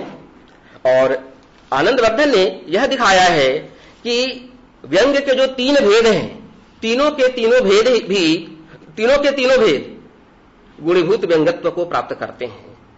वस्तु व्यंग्य भी गुणीभूत होता है, अलंकार व्यंग्य भी गुणीभूत होता है और रस भी होता है। रस के संदर्भ में एक बड़ा प्रश्न उठ जाता है कि आनंदवर्धन स्वयं स्वीकार करते हैं कि रस प्रधान है और गुणीभूत का तात्पर्य क्या है? अप्रधान हो जाना। तो प्रधान अप्रधान कैसे हो जाएगा? इस संदर्भ में आनंदवर्धन एक अच्छी बात की है जिसकी चर्चा समीक्षक भी करते हैं। वो कहते हैं कि तत्त तेषामाधिकारिक वाक्यापेक्षया गुणीभाव विवहन प्रवृत्त भृत्यानुयायी राजावत। जैसे नौकर की शादी हो रही है और राजा उसमें बाराती बनकर जा रहा है। सामान्य रूप से प्रधानता किसकी है? राजा की है। लेकिन उस क्षण जब नौकर की शादी हो रही है तो उस क्षण के लिए प्रधानता उस नौकर की हो जाती है और राजा बाराती ही होता है, वह गौड़ ही होता है। तो उसी तरह से जब रस की व्यंग्यत्व की बात आती है तब रस उसी रूप में व्यंग्य हो जाता है। और इस तरह उन्होंने प्रधान कैसे अप्रधान हो जाएगा इसका समाधान किया है। इसी तरह अलंकार व्यंग्य कैसे गुणभाव को प्राप्त करता है? तो एक अलंकार दूसरे अलंकार का गुणभाव बन जाता है। जैसे दीपक अलंकार की बात करें तो दीपक अलंकार में 2 तरह के अलंकार होते हैं। एक दीपक तो स्वयं होता ही है, साथ साथ उपमा अलंकार भी होता है। वहां पर उपमा अलंकार गुणीभूत हो जाता है और दीपक अलंकार प्रधान रहता है। तो इस तरह जो अलंकार व्यंग्य है वह गुणीभूत हो गया, गुणीभूत व्यंग्यत्व को प्राप्त करता है। तो हम पाते हैं कि आनंदवर्धन तीनों ही प्रकार के व्यंग्य को गुणीभूत व्यंग्यत्व की कोटि में लाते हैं और कहते हैं कि तीनों ही गुणीभूत व्यंग्यत्व को प्राप्त कर सकता है। इसमें कई सारे उदाहरण हैं। तो इस तरह एक और बात आती है, उत्तम काव्य और मध्यम काव्य। आनंदवर्धन ऐसी चर्चा नहीं करते, केवल ममट ये बात बताते हैं कि उत्तम काव्य क्या है, मध्यम काव्य क्या है और अधम काव्य क्या है। आनंदवर्धन ने इस तरह का विभाजन नहीं किया है कि किसको हम उत्तम काव्य कहेंगे और किसको मध्यम काव्य कहेंगे। और उनके टीकाकार अभिनवगुप्त भी ऐसी कोई बात नहीं करते कि किसको उत्तम कोटि में रखें और किसको अधम कोटि में रखें, कोई भेद नहीं है। और उन्होंने साफ साफ इसी प्रसंग में जब गुणीभूत व्यंग्य की चर्चा कर रहे हैं तो उन्होंने कारिका दी है, प्रसन्न गंभीर पदाः काव्यबंधाः सुखावहाः ये च तेषु प्रकारो अयमेव योज्यः सुमेधस्य। अर्थात जो विद्वान कवि है उसको इसी तरह की रचना करनी चाहिए। किस तरह की? तो प्रसंग के अनुसार, अर्थात जिसमें गुणीभूत व्यंग्य हो। अब बात आती है कि इससे पहले तो ध्वनि की बात कर रहे हैं और अब यहां पर गुणीभूत की बात कर रहे हैं।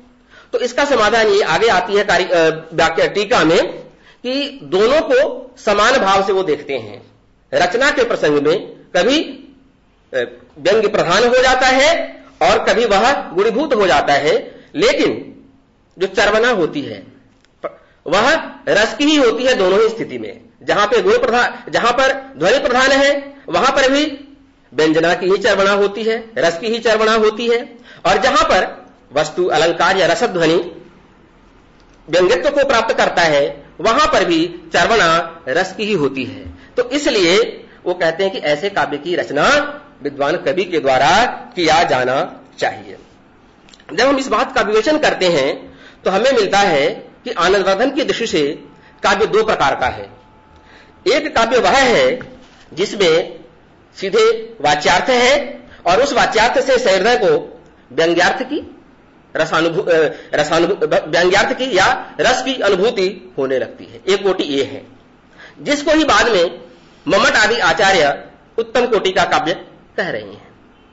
दूसरा काव्य वह है जिसमें वाच्यार्थ है, वाच्यार्थ के बाद व्यंग्यार्थ है, और फिर तीन कोटि यहां पे वाच्यार्थ के बाद व्यंग्यार्थ, और फिर तीसरी कोटि है व्यंग्यार्थ वाच्यार्थ का उपस्कारक बन जाना। तो ये जो दूसरी कोटि है जिसको आनंदवर्धन दो कोटियों में रखते हैं उसी को बाद में मम्मट और दूसरे आचार्य उत्तम काव्य और अधम काव्य की श्रेणी में रखते हैं, ऐसा प्रतीत होता है। लेकिन एक बात यहां ध्यान देना पड़ेगा कि जितने भी व्यंग्य गुणभूत व्यंग्य हैं वे सभी काव्योत्कर्षक नहीं होते। उनमें कुछ व्यंग्य काव्यापकर्षक भी होते हैं, काव्य का अपकर्ष करने वाले भी होते हैं। कौन से हो सकते हैं? तो इसके संदर्भ में हम पाते हैं कि जो कुछ 8 भेद गिनाए गए हैं बाद के आचार्यों के द्वारा, उनमें अपरांग, वाच्य सिद्ध्यंग, संदिग्ध प्रधान इत्यादि जो भेद हैं वो काव्योत्कर्षक हैं, जबकि अगूढ़, अस्फुट, असुंदर इत्यादि काव्यापकर्षक है, अपकर्ष करने वाले हैं, और इसलिए इनको हम मध्यम कोटि में रख सकते हैं। लेकिन ऊपर वाले जो भेद बताए हैं जहां पर काव्य का उत्कर्ष होता है उनको मध्यम कोटि में नहीं रखना चाहिए। अभी गुणभूत व्यंग्य काव्य में क्या क्या कार्य करता है? तो पहला कार्य यह है कि यह अलंकार में सौंदर्य का आधान करता है। जितने भी अलंकार हैं वो इसलिए अलंकारत्व को प्राप्त करते हैं कि उनमें कहीं न कहीं गुणभूत व्यंग्यत्व है, और इस बात को ग्रंथकार ने स्वयं कहा है, वाच्यालंकार वर्गो अयम व्यंग्यांशानुगमे सति। इससे तात्पर्य निकलता है कि कुछ अलंकार ऐसे होते हैं जिनमें कोई विशेष अलंकार गुणीभूत रूप में गर्भित रहता है। दूसरी कोटि वह है जिनमें कुछ अलंकारों में सामान्य अलंकार गर्भित होते हैं, और कुछ अलंकार ऐसे हैं जिनमें एक दूसरे में गर्भित होते हैं, जैसे दीपक में उपमा और उपमा में दीपक। इसका तात्पर्य है गुणीभूत व्यंग्य की अलंकारों में अनिवार्यता है, और गुणीभूत व्यंग्य से ही अलंकारों की गतार्थता होती है। और अंत में जब हम आते हैं तो ग्रंथकार गुणीभूत व्यंग्य का ध्वनि में पर्यवसान करते हैं। वो कहते हैं कि ये ध्वनि से कोई अलग तत्व नहीं है, बल्कि ध्वनि का ही एक अंश है, एक अंग है। उसके लिए उन्होंने कारिका दी है, प्रकारो अयम गुणीभूत व्यंग्यो अपि ध्वनि रूपताम धत्ते रसादि तात्पर्य पर्यालोचनया पुनः। रसादि के पर्यालोचन करने पे जो आस्वादन होता है वह रस का ही होता है। इसलिए ये जो व्यंग्य है, गुणीभूत व्यंग्य है, यह भी ध्वनि में ही पर्यवसित हो जाता है। इन दोनों का कोई विशेष भेद नहीं समझना चाहिए। ये आनंदवर्धन का तात्पर्य है जो मैंने अपने शोध में देखने का प्रयास किया।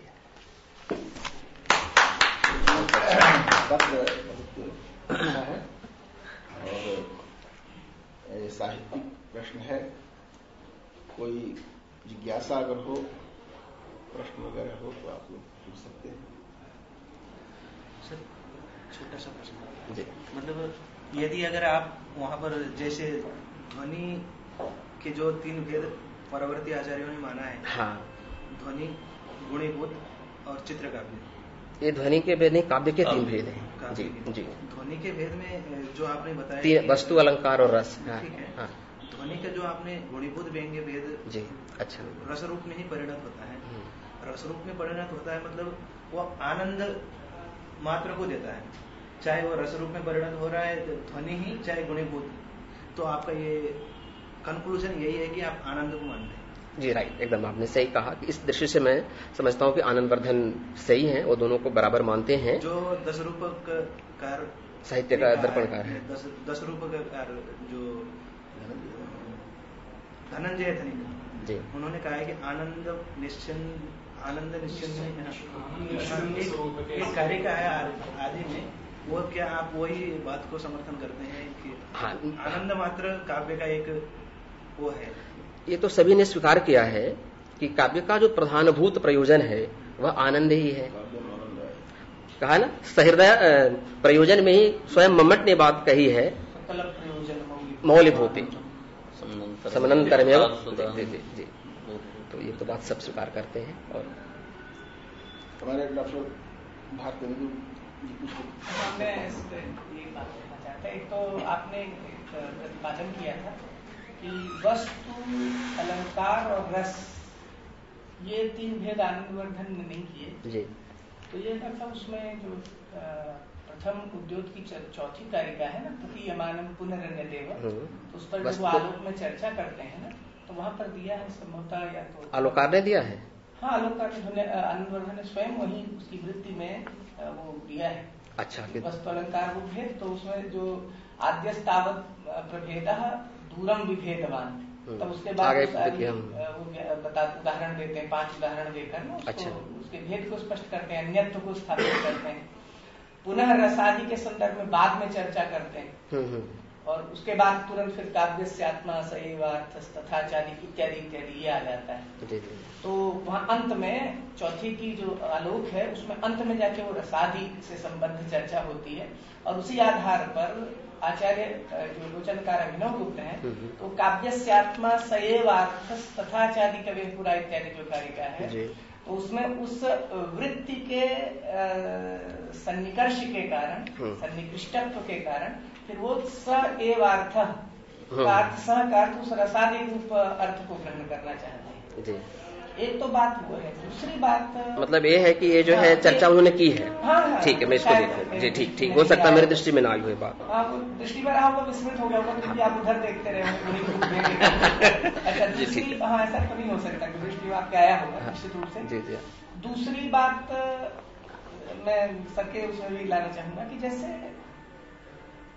अनपकर्ष गुणीभूत व्यंग्य का जो स्वीकार करने की बात है जी, तो उस पर हमें थोड़ा सावधानी करनी। हाँ, कि गुणीभूत व्यंग्य के जो उत्तरवर्ती आचार्यों ने, जो उत्तरवर्ती मम्मट ने क्या किया है, मम्मट ने तो ये किया ना कि व्यंग्य में एवं गुणीभूत व्यंग्य स्याष्टौ विदा स्मृता, ऐसा व्यंग्य होगा अगर इन 8 दशाओं में यदि होगा तो उसका गुणीभूत तत्व होगा, है ना, उसी अच्छा।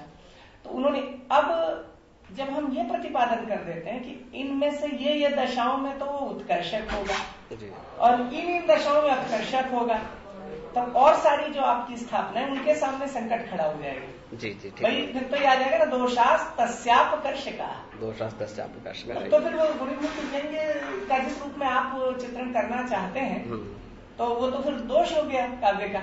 अगर आप कर्ष कह देंगे तो वहां थोड़ा सा एक बार और आप ठीक कह रहे हैं, मुझे भी ये बात, ये पत्र आपका मतलब जो उत्तम वाली कोटि में ही पहुंचेगा। अच्छा, तीसरी बात, एक और छोटी सी बात मैं कह देना चाह रहा था कि आचार्य आनंदवर्धन ने जो ध्वनि गुणीभूत व्यंग्य ये 2 भेद किए और चित्र काव्य को उन्होंने काव्य नहीं माना, ठीक है ना, तो काव्य नहीं माना और कहा कि ये तो काव्य का अनुकरण है, अनुकार मात्र है ना। और देखिए वो जो अपनी ये प्रतिज्ञा करते हैं काव्य स्यात्मा ध्वनि, या आचार्य साहित्य दर्पणकार की वाक्यम रसात्मकम काव्यम कहते हैं, तो मुझे लगता है शायद उनके पास उतना अवकाश नहीं था जैसे मम्मट जितना फैल सकते हैं, मम्मट की जितनी व्याप्ति हो सकती है, और संभवतः मम्मट का मम्मटत्व भी इसी में है कि उनका विस्तार इतना हो सका, है ना, क्योंकि वो जो आचार्य जगन्नाथ का वाक्य में स्मरण कर रहा था, उन्होंने कहा कभी संप्रदाय भंगा से यदि आप उसको, जो बहुत सारा जो काव्य है कि जहाँ गुणीभूत व्यंग्य के रूप में, ध्वनि के रूप में उसका चमत्कार नहीं होने पर भी काव्य का चमत्कार है, तो अब वो इन आचार्यों की उससे काव्यत्व की व्यापक परिधि में हम गृहीत नहीं कर सकते, लेकिन मम्मट ने फिर उसको अवर काव्य, है ना। तो दो कारण है मम्मट के इस व्यपदेश के, कि एक तो उन्होंने ये स्पष्ट कर देना चाहा, शायद आपकी विमति है उसमें, कि भाई जो उन्होंने कोई नई बात, मतलब वो एक समझ लीजिए नामकरण किया, है ना। जैसे किसी के घर में कोई पुत्र होता है तो आके कोई विद्वान उसका नामकरण करता है। तो आचार्य आनंदवर्धन के जो ये दो पुत्र थे ना, ध्वनि और गुणीभूत व्यंग्य, उन्होंने आके इनका नाम क्या किया, स्तरात्मक नाम कर दिया। बस जैसे ज्येष्ठ पुत्र, मध्यम पुत्र, कनिष्ठ पुत्र करते हैं, मध्यम काव्य, वो बता दिया कहाँ इसे किस कोटि में रखेंगे। और तीसरी बात ये है, और अवर काव्य, मतलब जिसे उन्होंने काव्य का अनुकरण मात्र कहा था, उसे भी उसमें जो काव्य का विस्तार है मम्मट के यहाँ, तो उसमें उन्होंने उसको भी गृहीत किया, उसे भी व्याप्त किया मम्मट के काव्य दर्शन में। और ये भी बता दिया कि भाई इसकी अवरता है ना, उनकी अपेक्षा से इसकी अवरता, परंतु अकाव्यता नहीं है। एक चीज और विचार करिएगा जरा सा, कि जब आप गुणीभूत व्यंग्य पर विचार कर रहे हैं, विशेष रूप से आचार्य आनंदवर्धन, आचार्य अभिनवगुप्त, आचार्य मम्मट और आचार्य विश्वनाथ, तो जरा सा रसवत पर भी देखिएगा। रसवत, हाँ, जो रसवत इत्यादि है वहां भी मुझे भेद दिखाई देता है। एकदम सही बात है ना। जी। मम्मट तो उसे गुणीभूत व्यंग्य में रखते हैं और मिश्रित होते हैं, लेकिन मैंने जैसा थोड़ा बहुत इस दृष्टि से परामर्श किया कभी ग्रंथों का, तो वहां मुझे ऐसा प्रतीत होता है कि आचार्य अभिनव या कुछ आनंदवर्धन भी वो रसवत को उस रूप में शायद नहीं लेते। इस पर और जरूर देखिएगा तब ये पेपर, क्योंकि आपने गुणीभूत व्यंग्य को ही केंद्रित किया, तो बहुत सारा ये तो चर्चास्पद है, शास्त्र का विषय है, तो इसको भी देखिएगा। यही निवेदन है। बहुत सुंदर। झा जी हमारे बड़े अच्छे मित्र हैं और काव्य शास्त्र के एक होता है पाठक, ये विवेचक और चिंतक भी हैं, इसीलिए बहुत कुछ आपको नई सामग्री, और आप सबको लेख में कितने नए बिंदु विचार के लिए निश्चित रूप से मिले होंगे, मुझे स्वयं भी मिले हैं। तो झा जी का धन्यवाद करता हूँ। और किसी की कोई जिज्ञासा हो या कोई परामर्श हो या कुछ आप इसमें जोड़ना चाहिए तो आपका स्वागत है।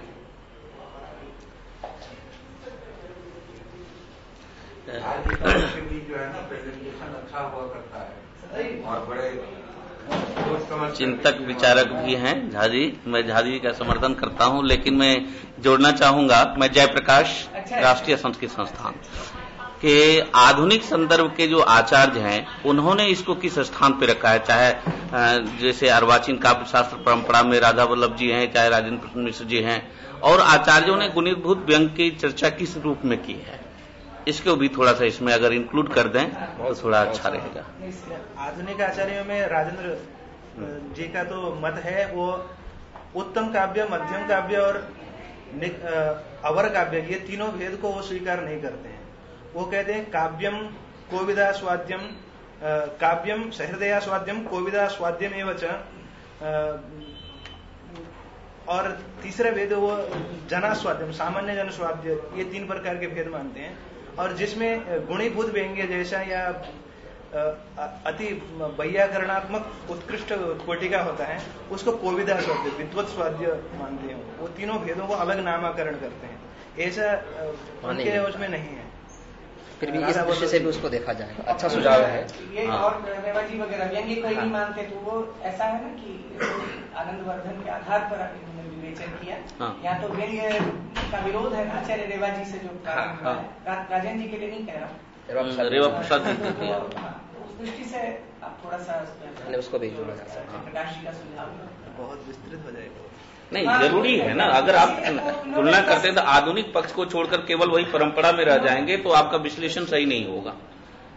आज के भी जो आचार्य दे रहे हैं, बात तो रखनी पड़ेगी हमें। पत्र की परिधि तो बनाई थी इन्होंने, हाँ, तो परिधि में तो ठीक है, ऐसा कर सकते हैं कि बाद में अपना उसका देखा जाए, संहार करने से और उपादेयता बढ़ जाएगी थोड़ा और। ठीक बात, बस केवल मत के उद्धृत कर सकते हैं कंटेक्स्ट में कि उन्होंने ऐसा कहा है। और इन्होंने बहुत दोहन प्रस्तुति है, एक परंपरा के आचार्य हमारे पांडे जी ने भी जो सुझाव दिया बहुत मूल्यवान, बहुत सुंदर है।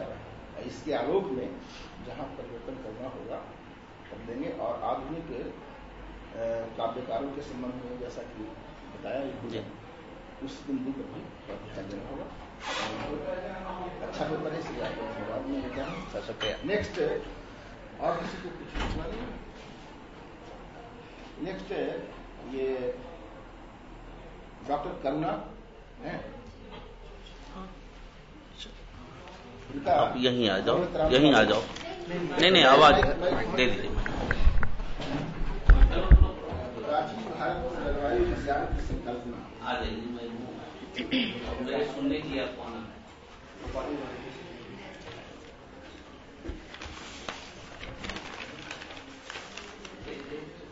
ॐ विश्वानि देव सवितर् दुरितानि परासुव यद्भद्रं तन्नासुव।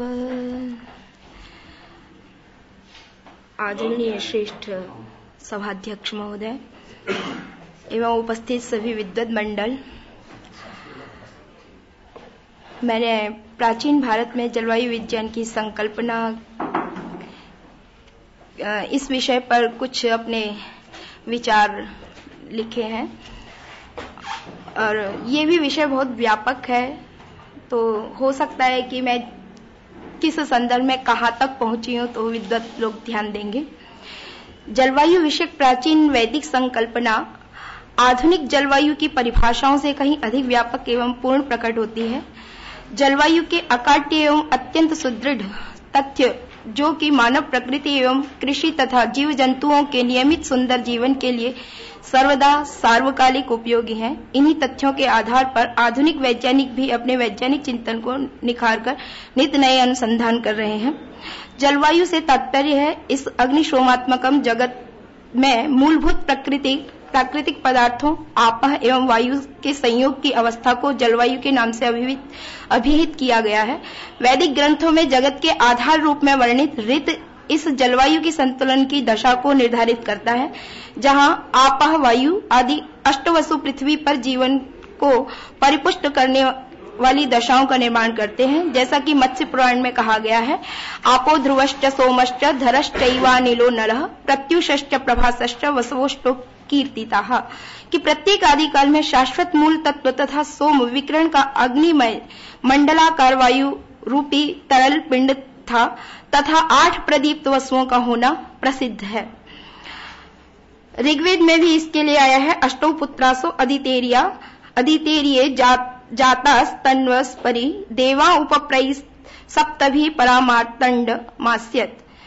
जलवायु निर्धारक तत्व इस प्रकार है कि जलवायु में उपस्थित जल एवं वायु पृथक रूप में ग्रहण नहीं किया जा सकता है। अग्नि के कारण जल एवं वायु का संयोग होता है, अतः अग्नि भी जलवायु के निर्धारक तत्वों में परिगणित होता है। जल में अग्नि तेजस उपस्थित होता है तथा वायु में जलवाष्प उपस्थित होता है। इस प्रकार ये 3 प्रमुख तत्व जलवायु का निर्माण करते हैं, वह जलवायु की विभिन्न दशाओं को निर्धारित करते हैं। इन्हीं तीनों को वेद में अनेक प्रकार मित्र, वायु, वरुण, जल, अर्यमन, अग्नि के नाम से पुकारा गया है और कहा है, त्रिनाभि चक्र मजर मनर्वम यत्रेमा विश्व भुवनाधि तस्थु। ऋग्वेद प्रथम मंडल 164 और द्वितीय मंत्र है। स्वतंत्र स्वयंभू सत्तात्मक अजर नित्य चक्र है जिस पर ये समस्त लोक पूर्ण रूप से स्थित है। मित्र, वरुण, अर्यमन ये 3 प्राकृतिक नियमों के आधार पर स्तंभ है। यह बात अनेक वेदों में अनेक मंत्रों में व्यक्त की गई है। चारों वेदों में अनेक मंत्रों में व्यक्त की गई है। मित्र, वरुण, अर्यमन प्राकृतिक नियमों की आधारशिला है। प्रकृति के समस्त नियम मित्र, वरुण, अर्यमन के गुणों का विकास मात्र है। जिस प्रकार मौलिक तत्वों से यौगिकों का विकास होता है, वैसे वैसे ही मूल तत्वों से आयातित गुणों व लक्षणों का भी विकास व विस्तार होता जाता है। मित्र वरुण को ज्योति का स्वामी व ऋत प्राकृतिक प्रवाह का विकास करने वाला कहा गया है। इस ऋचा में ऋत शब्द 3 बार आया है, जैसे ऋतेन यावृता वृद्धा वृतस्य ज्योतिषस्पति ता मित्रा वरुणा हुए ऋग्वेद का मंत्र है। कहा गया है कि ऋत शब्द 3 बार आया है। इस बात का द्योतक है कि सृष्टि का समस्त विकास प्रकृति के नित्य गुण स्वभाव के अनुरूप ही होता है। मित्र वरुण को इस प्राकृतिक प्रवाह की मूल ज्योति के स्वामी, मूल ज्योति या विद्युत धारक कहा गया है। मित्र वरुण को काल गति रूपी मार्ग एवं सृष्टि रचना लय के गतिक्रम रूपी मार्ग पर नित्यता के रथ पर आरूढ़ हुआ कहा गया है। ये तीनों ईश्वर के परम शाश्वत लोक में इस सृष्टि रथ को अधिकृत किए हुए स्थित हैं। जैसा कि कहा गया, त्रयः कृण्वन्ति भुवनेषु रेतस तिस्रः प्रजा आर्या ज्योतिरग्रह त्रयो घर्मासु संसचन्ते सर्वम इत्ता अनुविदुर वसिष्ठाः। ऋग्वेद का मंत्र है कि आदि सृष्टि काल में मूल तत्वों में हुए रूपांतर के विषय में मार्ग निर्दिष्ट किया गया है कि मूल आद्या शक्ति त्रिवर्गीय है और ब्रह्मांड में 3 बीज रूप मूल तत्व होते हैं। 3 श्रेष्ठ प्रमुख ज्योति अर्थात प्रकाश विद्युत धारण करने में सर्वश्रेष्ठ अग्रगामी 3 देव मूल तत्वों को जोड़े हुए हैं। आदि सृष्टि काल को संयुक्त करते हैं। जैसा कि घर्मास शब्द है, इसके लिए ऐतरेय ब्राह्मण में आया घर्मासः तदेतत् देवम मिथुनम यद घर्मा। जो घर्म है वह देवों का मिथुन जोड़ा है। मित्र प्राणवायु और वरुण जल का अधिष्ठाता है। मित्र के संयोग से जल की उत्पत्ति होती है। वैदिक वांग में मित्र और वरुण शब्द ऑक्सीजन और नाइट्रोजन के लिए प्रयुक्त हुए हैं। यह गैस अंतरिक्ष और द्युलोक में प्रचुर मात्रा में विद्यमान है। यज्ञ द्वारा यहाँ मेघ न हो, जहां पर मेघ न हो वहां भी वर्षा कराना इन दोनों गैसों का ही समीकरण की संभावना से ही संभव है। आधुनिक विज्ञान कहता है कि गैस हाइड्रोजन के मॉलिक्यूल तथा ऑक्सीजन गैस का एक मॉलिक्यूल जब मिलता है तो वह कुछ उष्णता को विद्युत पद्धति से प्राप्त कर लेने पर पानी में बदल जाता है। यही ज्ञान वेद में भी विद्यमान है। स्वर्गीय पंडित गुरुदत्त एमए ने इस मंत्र का अर्थ करके बताया था। अब आगे जो जलवायु निर्माण की प्रक्रिया किस प्रकार होती है उसके बारे में बताया है। ये अष्टवसु किस प्रकार से 8 वसु हैं, वो 8 वसु इस प्रकार हैं: अग्नि, पृथ्वी, वायु, अंतरिक्ष, आदित्य, द्यौ, चंद्रमा और नक्षत्र। ये सभी वसु इसलिए कहलाते हैं क्योंकि सर्वेषां वासाधिकरणानीम एव लोकाः सन्ति हि यतश्चेदं वासयन्ते सर्वस्यास्य जगतो वासहि तस्मात् कारणात् अग्न्यादयो वसु संज्ञकाः सन्तीति बोद्धव्यम। कि ये सारे पदार्थ इन्हीं में बसते हैं और यहाँ ही सबके निवास योग्य स्थान भी है और अष्टवसु जलवायु को प्रभावित करते हैं। इन 8 में समुचित संक्रांत सदृक गति रहे तभी जलवायु संतुलित रहना संभव है। इनमें हम सर्वप्रथम सूर्य को यदि दृष्टिगोचर करते हैं तो इन अष्टवसुओं में सबसे बड़ा तथा सबको ऊर्जा एवं सभी ग्रह पिंडों को अपनी आकर्षण शक्ति में बांधे होने से सूर्य को ब्रह्म भी कहा है। उस सूर्य ने वर्षा द्वारा भूलोक का सिंचन कर उसे अपने आकर्षण में धारण किया हुआ है। यथा उक्षादाधार पृथ्वी उतद्यम ऋग्वेद में आया है कि इसका संतुलन भी अच्छी शाकल युक्त सामग्री एवं समिधा द्वारा यज्ञ करने से बना रहेगा। सूर्य वर्षा द्वारा पृथ्वी को अपनी उक्षा में रखता है, इसलिए उसको उक्षादाधार पृथ्वी उतद्यम कहा है कि वही सौरमंडल उपग्रहों आदि का पूर्ण नियंता है। सूर्य ही अपने आकर्षण से सब पृथ्वी आदि ग्रहों को रोके हुए। सूर्य में 2 तत्व विद्यमान है, हाइड्रोजन एवं हीलियम। अथर्ववेद में वर्णन है कि सूर्य की ऊर्जा का आधार सोम अर्थात हाइड्रोजन है। सोम से सूर्य को शक्ति मिलती है। सोमेन आदित्या बलिनः आया है अथर्ववेद में कि यजुर्वेद में इसको दूसरे रूप में प्रस्तुत किया है कि अपाम रसम उद्वयसम सूर्य संतम समाहितम अपाम रसस्य यो रसस्तम वो गृहणाम्युत्तमम।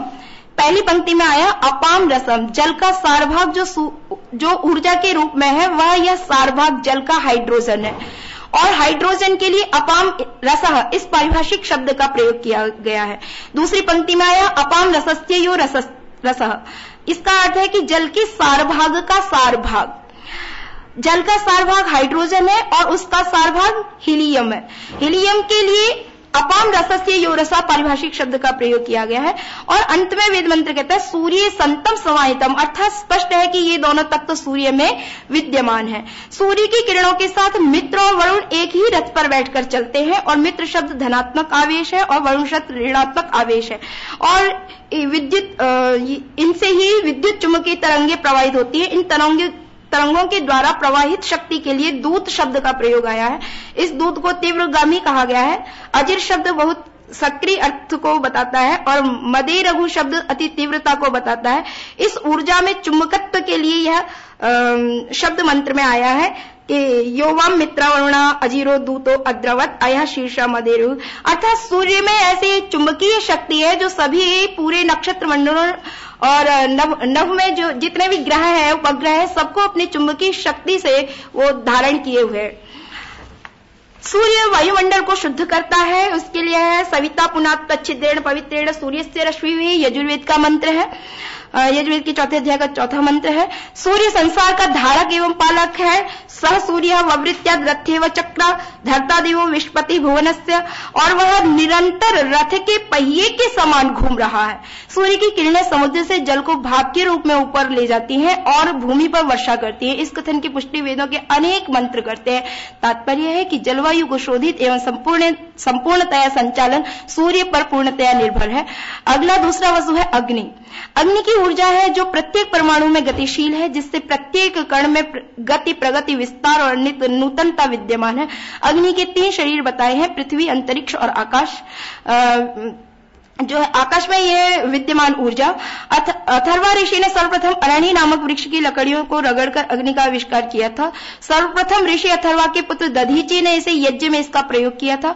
और अग्नि कई प्रकार की बताई गई है। भूगर्भीय अग्नि, प्रज्वलनशील अग्नि, सभी पदार्थों में जैसे भूगर्भीय जो अग्नि है उसको हम देखते हैं पेट्रोल, गैस, केरोसिन इत्यादि के माध्यम से। आग्नेय ऊर्जा के ये सब आग्नेय ऊर्जा के अनंत रूप हैं। आद्वाभ्याम या ही शतेन हरि भी, और इसकी जल से अग्नि की उत्पत्ति बताई है। अतः जलवायु को अग्नि भी बहुत प्रकार से प्रभावित करती है। अगला वस्तु है पृथ्वी। वेदों में पृथ्वी की अनंत शक्ति, महत्वपूर्ण कार्यों का अनेक ऋचाओं में वर्णन आया है। यह अत्यंत संक्षिप्तता से यह कुछ महत्वपूर्ण अंशों को बताते हुए कहते हैं। ऐसा 3 मिनट में अपना जी। और जल तत्व विशेष अग्नि बल जी, अष्टवसु के बारे में थोड़ी सी चर्चा थी। तो ये जो चंद्रलोक है, वायु है, वायु हमारी पृथ्वी के चारों ओर गैस युक्त वायुमंडल व्याप्त है, उसे वातावरण कहते हैं।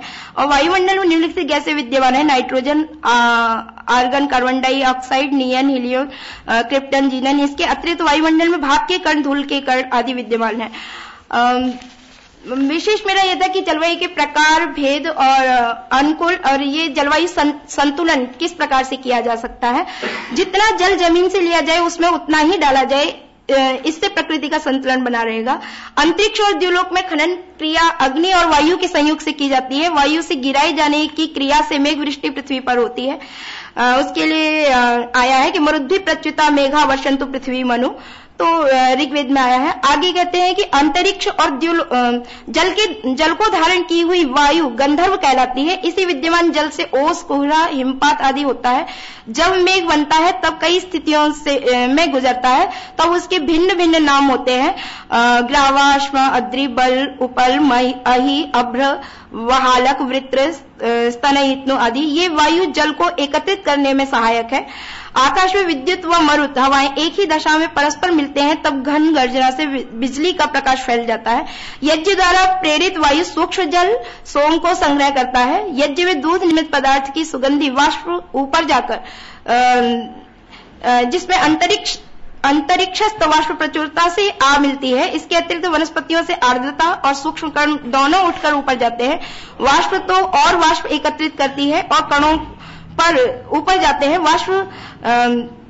यह वाष्प ताप गिरने पर जम जाती है। सुवर्ण समान चिलकते पत्तों की कोपल तथा मधुर रस की वाष्प सूर्य रश्मि से बल पाकर मेघ निर्माण का कारण बनती है। तो जलवायु असंतुलन के कारण है, जो कि हमें नहीं करने चाहिए, जैसे वनों का काटा जाना। तो अन्य वेद की ऋचाएं हैं, संक्षिप्तता के कारण अनेक मंत्रों का उदाहरण भी दिया है कि जैसे वीरुधो वैश्व देवी उग्राह, औषधि रीति मातरा, वनस्पति क्षमता, वनस्पति अस्मत् सखा की वनस्पतियां हमारी सखा है। तो यदि वृक्षों को हम नहीं काटेंगे तो जलवायु में संतुलन बना रहेगा। नीचे धरती पर जल का संतुलन बना रहेगा और ऊपर से आकाशीय पिंडों में वायु का। तो प्राचीन भारतीय शास्त्रों में जलवायु संतुलन के भरपूर उपाय बताए गए हैं और जलवायु को मंडल को प्रदूषित न होने के भी काफी उपाय हैं। और जैसे कि मैंने एक कारण बताया कि ओजोन परत का क्षीण होना, यह भी क्यों क्षीण हो रही है, उसके लिए भी वेदों में मंत्र बहुत पहले ही हमारे प्राचीन ऋषियों ने पता था कि मानव जो है वह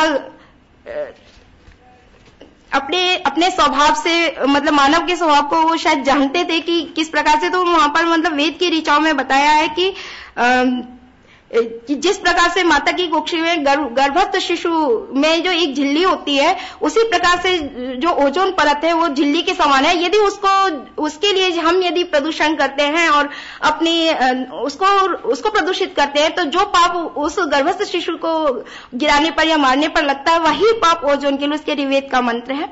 तो इस प्रकार से और अग्नि सोमीय तत्वों को संतुलित रखने के लिए भी देवा, पृथ्वी, सूर्य, अंतरिक्ष में किस प्रकार से अनेक वेद मंत्र हैं, मैंने अपने लेख में उद्धृत किया है। और जलवायु नियंत्रण के भी उपाय बताए हैं कि जलवायु को कैसे नियंत्रित किया जाए। तो कहने का तात्पर्य, निष्कर्ष ये निकलता है कि जलवायु मात्र संकल्पना ही नहीं, परंतु एक पूर्ण विकसित विज्ञान जिसके ज्ञान से जलवायु नियंत्रण द्वारा मानव विपरीत परिस्थितियों में भी अपने जीवन को सुखी और निरोगी एवं समृद्ध बना सकता है। पृथ्वी पर कल्याणकारी जलवायु का प्रयोग में लाकर ऋतुओं के अनुसार चलकर हम आनंदित और सुखी रह सकते हैं।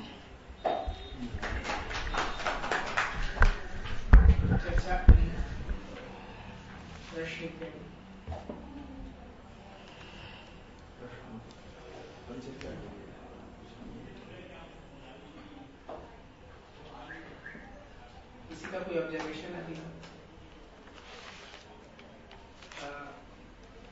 करुणा जी ने बहुत अच्छी चर्चा की यहाँ विषय को लेकर के, और मंत्रों का ऐसा प्रतीत हुआ कि सब विज्ञान में ही है, जो भौतिक विज्ञान है हमारे जलवायु विज्ञान इत्यादि। तो लोग ऐसा कहते हैं कि भाई जब आवश्यकता पड़ती है तब आप इसके आध्यात्मिक अर्थ लेने लगते हो, जो आक्षेप लगते हैं, और जब आवश्यकता पड़ती है तो आप इसी से टेक्नोलॉजी वाले अर्थ लेने लगते हो। इस प्रकार के आक्षेप हमारे शास्त्रों पर, हमारे जो हम वेद की इस प्रकार की कुछ समसामयिक व्याख्याएं करते हैं तब लगते हैं। परंतु उसमें स्थिति ये है कि जिस प्रकार से विद्याओं का एकांगी विकास आज हुआ है ना, ये टेक्नोलॉजी की विद्या है, ये व्यक्ति टेक्नोलॉजी का विशेषज्ञ है और ये व्यक्ति अध्यात्म का विशेषज्ञ है, इस रूप में जो विद्याओं का की एकांगिनी दृष्टि थी, इस पर भारतीय जो चिंतन है, भारतीय विद्याएं हैं, जैसा मैं समझता हूँ, बहुत विनम्रता से कहना चाहता हूँ, उस प्रकार का एकांगी विकास नहीं था भारत में। तो जो ऋषि है, वो ऋषि केवल राम राम करने के लिए नहीं बना हुआ है, वो ऋषि अध्यात्म का भी साधक है और वो ऋषि इस विश्व कल्याण का भी साधक है। जब हम वो यजुर्वेद के मंत्र विद्या और अविद्या को लेकर देखते हैं, और वहां आता है ना कि अविद्या मृत्यु तीर्थवा विद्यामृतमश्नुते, तो उसकी अविद्या और विद्या के अनेक प्रकार से व्याख्यान भाष्यकारों ने किए हैं, लेकिन एक व्याख्या यह भी है वहां पर कि अविद्या से अर्थात जो ये सारी तकनीकियां हैं, भौतिक विद्याएं हैं, जो भी है ना, इनके द्वारा मृत्यु को जीत करके इत्यादि इत्यादि। ये कोई आधुनिक व्याख्या नहीं, उवट का भाष्य देखते वहां भी कुछ ऐसा संकेत मिलता है। और फिर विद्यामृतमश्नुते इत्यादि। तो जो ये व्याख्यान है, इस प्रकार से हमारे शास्त्रों की पुनः समीक्षा का कोई एक गोष्ठी नहीं, बल्कि एक बड़ा व्यापक अभियान या अनुष्ठान करने की आवश्यकता है। और ये सारी साधना, ये सारा दर्शन ऋषियों के द्वारा यहाँ प्रणीत किया जा चुका है, ऋषियों के द्वारा सुस्थापित है। उसके बाद भी भारतीय चिंतन, भारतीय संस्कृति एकांगी करार दी जा रही है और अप्रासंगिक कह के उसे ठेल दिया जा रहा है। तो इसमें कोई ऐसा नहीं कि हमारा कोई राष्ट्रवाद बुलंद हो जाएगा, हम इसलिए करें। विश्व कल्याण के लिए इसकी अनिवार्यता अपेक्षा है। इस कारण से जैसा करुणा जी ने यहाँ ये पत्र प्रस्तुत किया, तो मुझे लगता है कि उस दिशा का एक महत्वपूर्ण ये प्रयत्न है, और मैं आप सबकी ओर से इन्हें साधुवाद देना चाहता हूँ, क्योंकि आपने किसी ने कोई प्रतिवाद तो किया नहीं इनकी बातों का, तो मैं इसलिए बधाई देकर धन्यवाद। नेक्स्ट है नारायण दत्त सुवेदी, भारतीय संस्कृत, उनका शीर्षक है आधुनिक संस्कृति विकसित गद्य लिखा।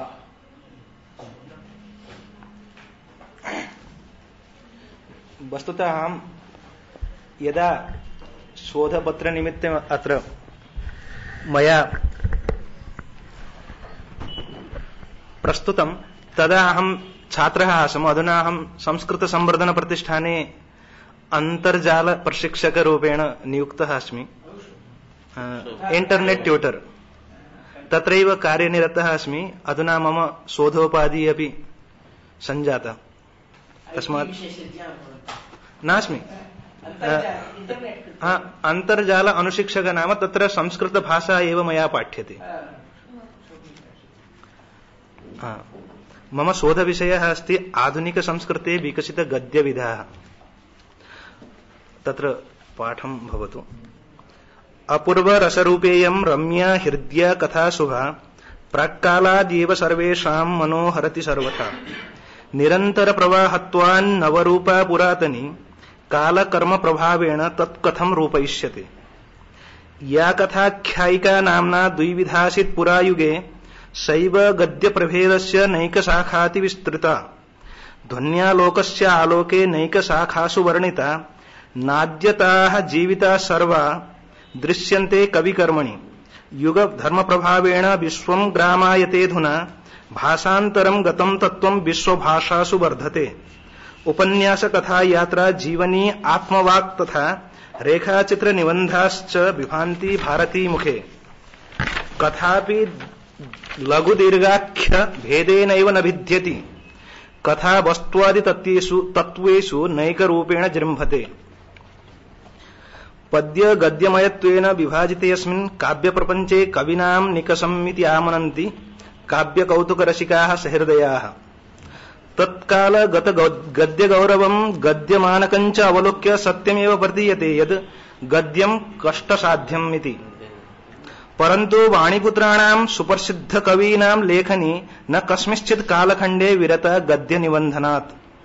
तस्मात् गद्यगंगा इव अजस्र प्रवाहमाना गद्यगंगा वैदिकयुगाद् आरभ्य साम्प्रतं यावत् नवनवोन्मेष भूयिष्ठा विभ्राजते।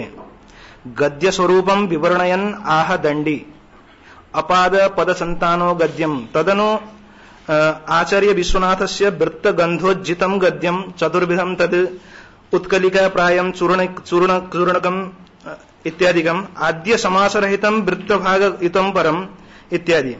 एवं गद्यस्य शैल्याधारेण उताहो समासासमासत्वेन विभागः कृतः। समासरहितं मुक्तकं छन्दस गन्धयुतं वृत्तगन्धी इति। अनन्तरं वर्णनीय वस्तुविशेषणोपविशेषण भूयिष्ठ समासयुतं उत्कलिका प्रायं द्वित्रपदयुतं दीर्घसमासरहितं चूर्णकम्। गद्यस्य आद्य अभिधानमासीत् यजुष्। यजुषां छन्दोविधानरहितानां मन्त्राणां ग्रन्थनत्वाद् यजुर्वेदस्य यजुर्वेदत्वम् इति। गद्यगत भेदेषु प्रमुखभेदः कथाप्यस्ति।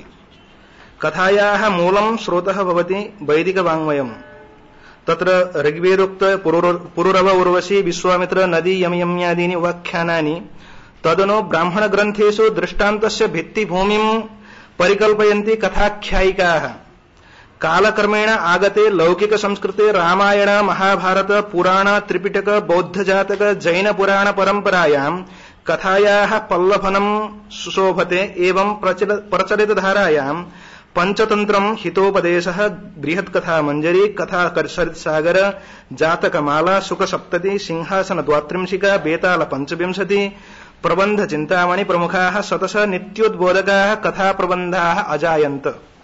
आसां कथानां बाह्य अंतर्बाह्य तत्वाधारेण गद्यपद्याधारेण भाषाशैल्याधारेण च विभागः विधातुं शक्यते। सत्यपि पद्येषु कथायाः विपुलभाग लक्षणग्रन्थेषु गद्यस्य एव विभागद्वयं कथा आख्यायिका इति विधीयते। तत्र आख्यानं नाम स्वयं पूर्वदृष्टस्य श्रुतस्य वा कथानं। यथा दण्डिना उक्तं स्वयं दृष्टार्थकथनं प्राहुराख्यानकं बुधा श्रुतस्यार्थस्य कथनम् उपाख्यानं प्रचक्षते। अत्र आख्यानोपाख्यान भेद प्रमाणानि अपि उपलभ्यन्ते। तद् दृष्ट्वा दण्डिना कथा आख्यायिकयोः तात्विकम् अभेदं प्रतिपादयामास। यथा तत्कथाख्यायिकेत्येका जातिसंज्ञा द्वयङ्किता तत्रैवान्तर्भविष्यन्ति शेषाश्चाख्यानजातयः।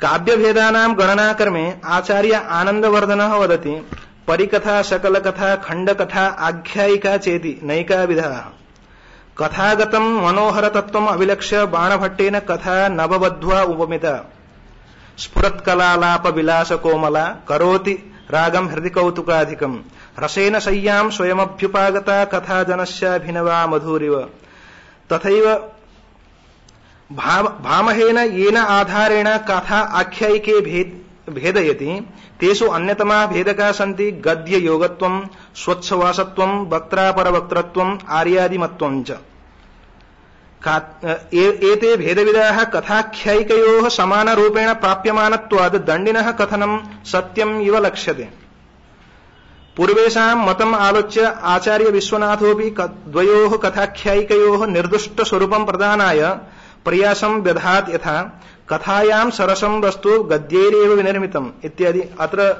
कादम्बरी पुनः हर्षचरितं द्वयम् उदाहरणत्वेन प्रदर्शितं तेन विश्वनाथ गतलक्षणे अपि कथाख्यायिकयोः अन्तस्तत्त्वाधारेण रचनाशैल्या च क्वचित् वास्तविक भेदो अभिलक्ष्यते तद् आधारेण नव्य साहित्यकारेष्वन्यतमाः प्रोफेसर अभिराज राजेन्द्र मिश्रवर्याः कथायाः काल्पनिकत्वम् आख्यायिकायाः ऐतिहासिकत्वं च भेदकं स्वीकुर्वन्ति तत्र तेषां ग्रन्थाद् उदाहरणं तत्र कथा भवेद्रम्या सरसा कल्पनाश्रुता दिव्या दिव्येति वृत्तांश विविधानुभवैर्युता अन्यच्च आख्यायिकोपलब्धार्था तस्मात् ऐतिह्यसम्मता आश्वासै संविभक्ता स्याद् आर्या प्रभृतिमण्डिता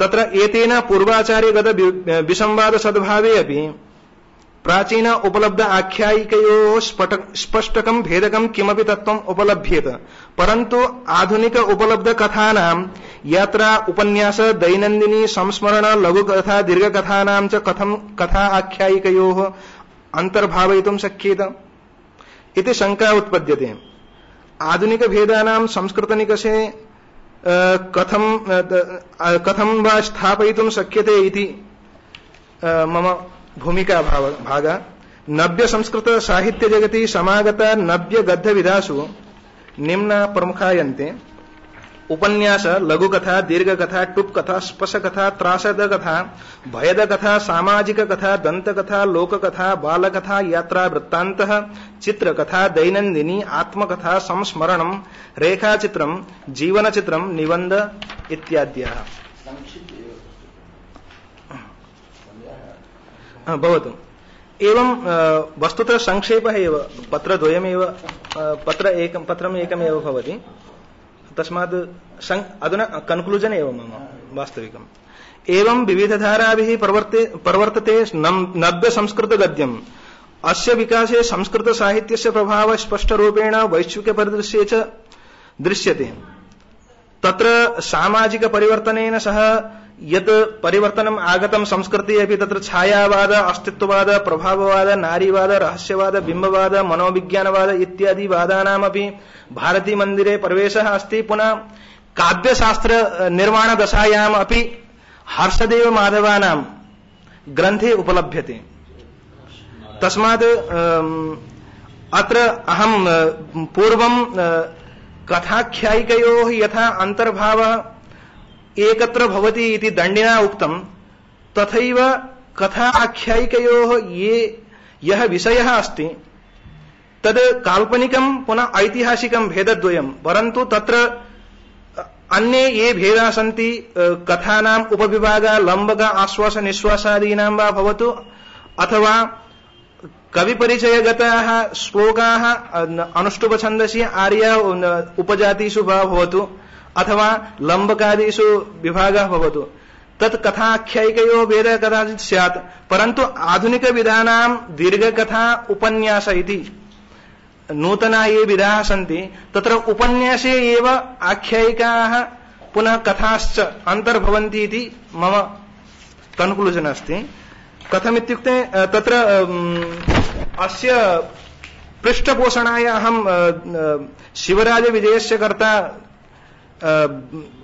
अंबिकादत्त व्यासमहं पुरस्करोमि गद्यैर्विद्योतितं यत् स्यात् गद्यकाव्य तदीरितं ग्रन्थरूपं तदेवात्र श्रव्यं किञ्चिन् निरूप्यते उपन्यासपदेनापि तदेव परिकल्प्यते यथा कादम्बरी यद्वा शिवराज जयो मम इति कथनेन तेन तद् अभिहितं शिवराज विजये पुनः कादम्बर्यां च भेदः नास्ति इति। वस्तुतः कादम्बरी इति या काल्पनिकी कथाश्रुता विधा अस्ति, पुनः ऐतिहासिक कथा कथनकः शिवराज विजयः अस्ति, तयोः कथम् अन्तर्भावः भवितुं शक्यते? यथा दण्डिना उक्तं, यथा भामहेन उक्तं, किञ्चित् अन्तस्तत्त्वं परिशील्य एव एतेन उक्तं। वस्तुतः एतयोः अपि कथाख्यायिकयोः अन्तर्भावः उपन्यासे भवति। उपन्यासस्य भेदाः वस्तुतः तद्गतभेदाः अनेके भवन्ति इति अहं वक्तुम् उत्सहे। तत्र उपन्यासस्य आधुनिकलक्षणं यद् दत्तमस्ति हिंदी भाषायाम् अन्तर्जालपुटे विकिपीडियायाम् इत्यादिकं सर्वमस्ति। अनन्तरं राजेन्द्राणां पुनः अस्माकं राधावल्लभत्रिपाठिनां पुनः लघुकथानिकानां च भेदाः अत्र वर्णिताः सन्ति। तत्र एतद्गत आधुनिक विधासु अपि आत्मकथा, जीवनचरित्र, रेखाचित्रम् इत्यादीनाम् एतावतापि अस्माकं संस्कृतसाहित्ये आरम्भदशा एव अस्ति इति मत्वा अहं विरमामि। यत्किमपि अस्ति चेत् प्रष्टुं शक्नुवन्ति भवन्तः।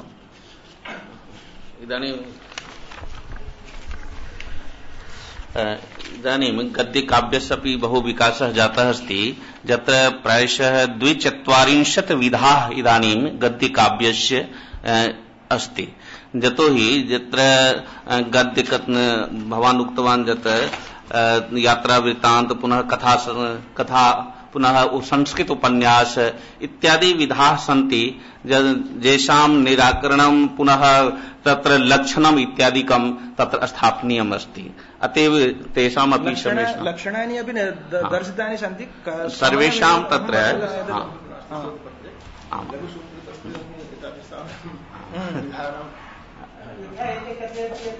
केषाञ्चित् तादृशानां लक्षणामेव शैशवत्वं वर्तते अत्र वाचके एवं प्रतिपादितं। तर्हि लक्षणामेव शैशवत्वं वर्तते, लक्षणं न लक्ष्यग्रन्थानां शैशवत्वम् अस्ति। संस्कृत रचनादशायां वस्तुतः भाषान्तरगततत्त्वानि एतानि। तस्मात् अत्र भाषा अस्माकं भारतीभाषायां संस्कृतभाषायां यावन् ते नोदिता यावत् न सृजिताः भवन्ति तावत् लक्षणस्य प्रासङ्गिकता अपि नायाति। तस्मात् लक्ष्यानुसारी भवति लक्ष्यं। सत्यं। तस्मात् अधुना यद् उच्यते मनोवैज्ञानिकी छायावाद, एते सर्वे वादाः अन्यत्र सन्ति, परन्तु तत्र चर्चा चलति। तस्मात् अत्र उद्धृता मया। यादृशाः गद्यग्रन्थाः गद्यविधाः यादृशाः संस्कृते न सन्ति, तर्हि एवमपि कथयितुं शक्यते यादृशाः गद्यविधाः संस्कृते कादम्बरी सदृशी रचना विद्यते। एवं नास्ति, सन्ति, परन्तु तेषां निकषे पुनः तेषां परीक्षणं कृत्वा वास्तविकं निर्दुष्टम् एतद् अन्तर्भावम्, अस्य अन्तर्भावम् अत्र भवितुम् अर्हति इति निर्णयः निमित्तं समयः अपेक्षते। तत्र पुनः उदाहरणानि अपि भूयांसि भवेयुः, तदनु एव लक्षणस्य प्रासङ्गिकता। अस्ति कापि जिज्ञासा अन्यः कोऽपि पत्रवाचकः वर्तते? तत्र द्वे बालिके वर्तेते। कुत्र वर्तते? आगच्छतस्तः ततः समयस्तु प्रतीक्षते नाम। अहं दूरवाणी आगच्छति चेत् डॉक्टर जयप्रकाश नारायण राष्ट्रीय संस्कृत संस्थानस्य अस्य विषयः वर्तते वर्तमान वैश्विक संदर्भ में पाली प्राकृत भाषाओं की प्रासंगिकता। नमस्कार। हाँ, मैं संक्षेप में ही ये विषय प्रस्तुत करूंगा। वर्तमान वैश्विक संदर्भ में पाली प्राकृत भाषाओं की प्रासंगिकता। आजकल हम जो पाश्चात्य संस्कृति है या पाश्चात्य साहित्य है उस पर बहुत अधिक ध्यान देते हैं, लेकिन अपने पारंपरिक जो रही है विषय की जो प्रधानता रही है उसको भुलाते जा रहे हैं। तो उसके ओर भी ध्यान देना चाहिए और उस पर भी हमें विचार करना चाहिए और उसको आधुनिक संदर्भ में लेकर हम किस तरह से देखते हैं इसी की चर्चा मैं इस शोध पत्र में करूंगा। भारतीय आर्य भाषा परिवार के अंतर्गत पाली प्राकृत भाषा प्राचीनतम भाषाओं में से एक है। इसका साहित्य भी अत्यंत समृद्ध और बहुआयामी रहा है। प्राकृत भाषा और उसका साहित्य जन सामान्य की संस्कृति से समृद्ध है। स्वाभाविक रूप से प्राकृत भाषा जनता से संपर्क रखने का एक आदर्श साधन बन जाती है।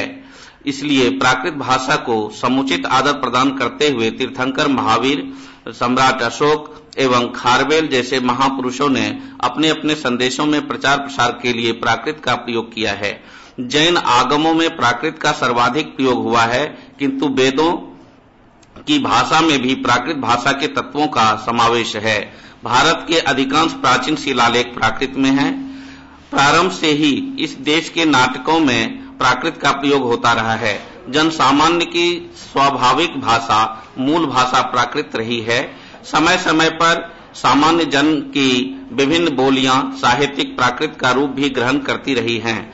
इसी विशेषता के कारण प्राकृत भाषा ने भारत की विभिन्न क्षेत्रीय भाषाओं के विकास में महत्वपूर्ण भूमिका निभाई है तथा विश्व की विभिन्न भाषाओं की शब्द संपदा की समृद्धि में भी प्राकृत भाषा का योगदान रहा है। श्रमण परंपरा के अनुयायी प्राकृत के विभिन्न बोलियों का अच्छा ज्ञान रखते थे, इसलिए श्रमण परंपरा का विशाल वाङ्मय आज भी उपलब्ध है।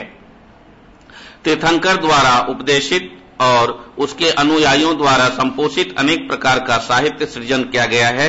महत्वपूर्ण दार्शनिक एवं कथात्मक साहित्य, काव्य, नाटक, स्तोत्र, उपन्यास आदि ग्रंथ सरल एवं सुबोध प्राकृत में है। इसके अतिरिक्त कथा, दृष्टांत कथा, प्रतीक कथा, लोक कथा आदि विषय ग्रंथ भी प्राकृत में लिखे गए हैं, जो मानव मूल्यों और नैतिक आदर्शों की सही दिशा देकर व्यक्ति को श्रेष्ठ नागरिक बनाते हैं। प्राकृत में लिखे गए सबसे प्राचीन ग्रंथ आगम कहे गए हैं। इनमें जैन धर्म एवं दर्शन के आचार विचार का प्रणयन किया गया है। भारतीय कथा साहित्य का अनुपम उदाहरण गुणाढ्य का बृहत कथा है, जो सभी प्रकार की कथाओं का उपजीव्य कहा जा सकता है। जैनागमों और उसके व्याख्या साहित्य, चूर्णियों और निरुक्तियों में प्राकृत कथा का अमूल्य खजाना है। प्राकृत में अनेक काव्य तथा चरित्र ग्रंथ वर्तमान में उपलब्ध हैं। संस्कृत के अनेक कवियों एवं अलंकार शास्त्रियों ने अपने लाक्षणिक ग्रंथों में प्राकृत की सैकड़ों गाथाओं को उद्धृत कर उनकी सुरक्षा की है। इसी प्रकार से पाली भाषा और साहित्य भी धर्म, दर्शन, साहित्य और लौकिक परंपराओं को सुदृढ़ ढंग से समझने में उपयोगी होगा। पाली भाषा और साहित्य ने विश्व संस्कृति को सुदृढ़ किया है।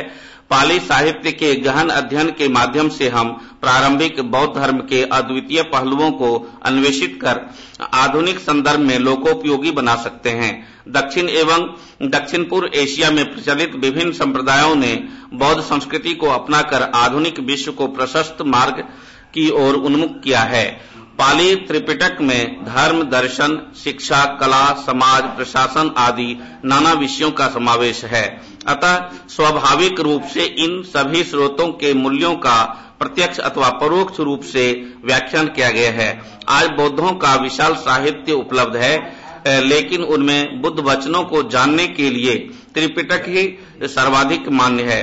भगवान बुद्ध का जीवन कतिपय तपःपूत मूल्यों का अनुसंधान, अभ्यास और उनके समर्पण का उदात्त उदाहरण है।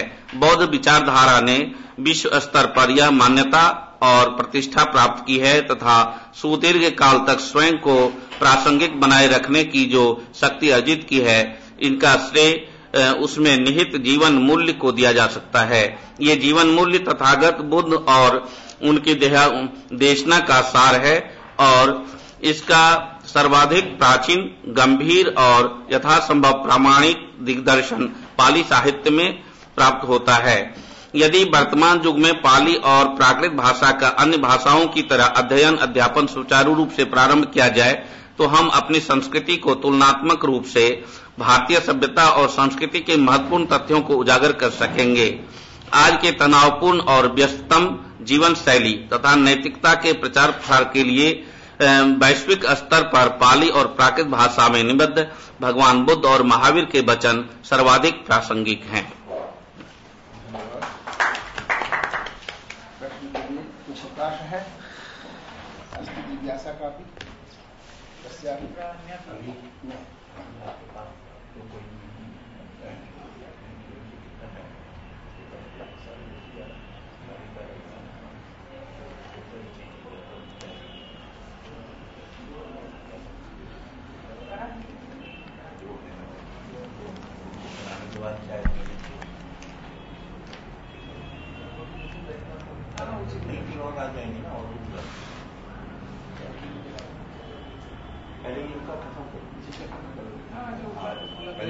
हाँ, जो आ गए हैं निकाल के दिया जाए।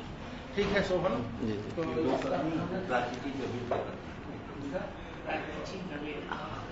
पांडे सर का आशीर्वाद चाहूंगा। मैं संक्षेप में उसके बाद भी करेंगे।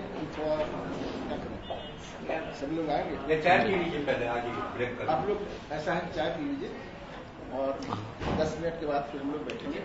जयप्रकाश जी का पत्र आप सभी को शोभन लगा ही होगा। सदा की भांति बड़ी शोभन प्रस्तुति होती है और आपने पाली और प्राकृत भाषाओं या उसके साहित्य की महत्ता पर दृष्टिपात किया और हमारा भी ध्यान उस ओर आकर्षित किया।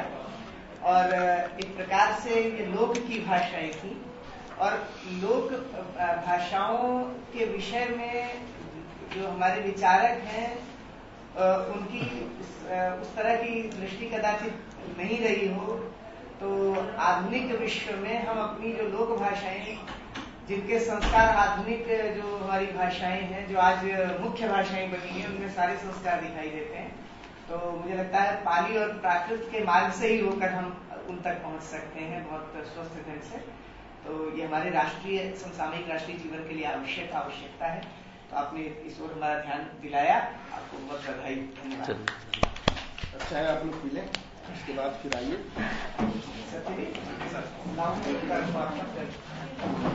जल्दी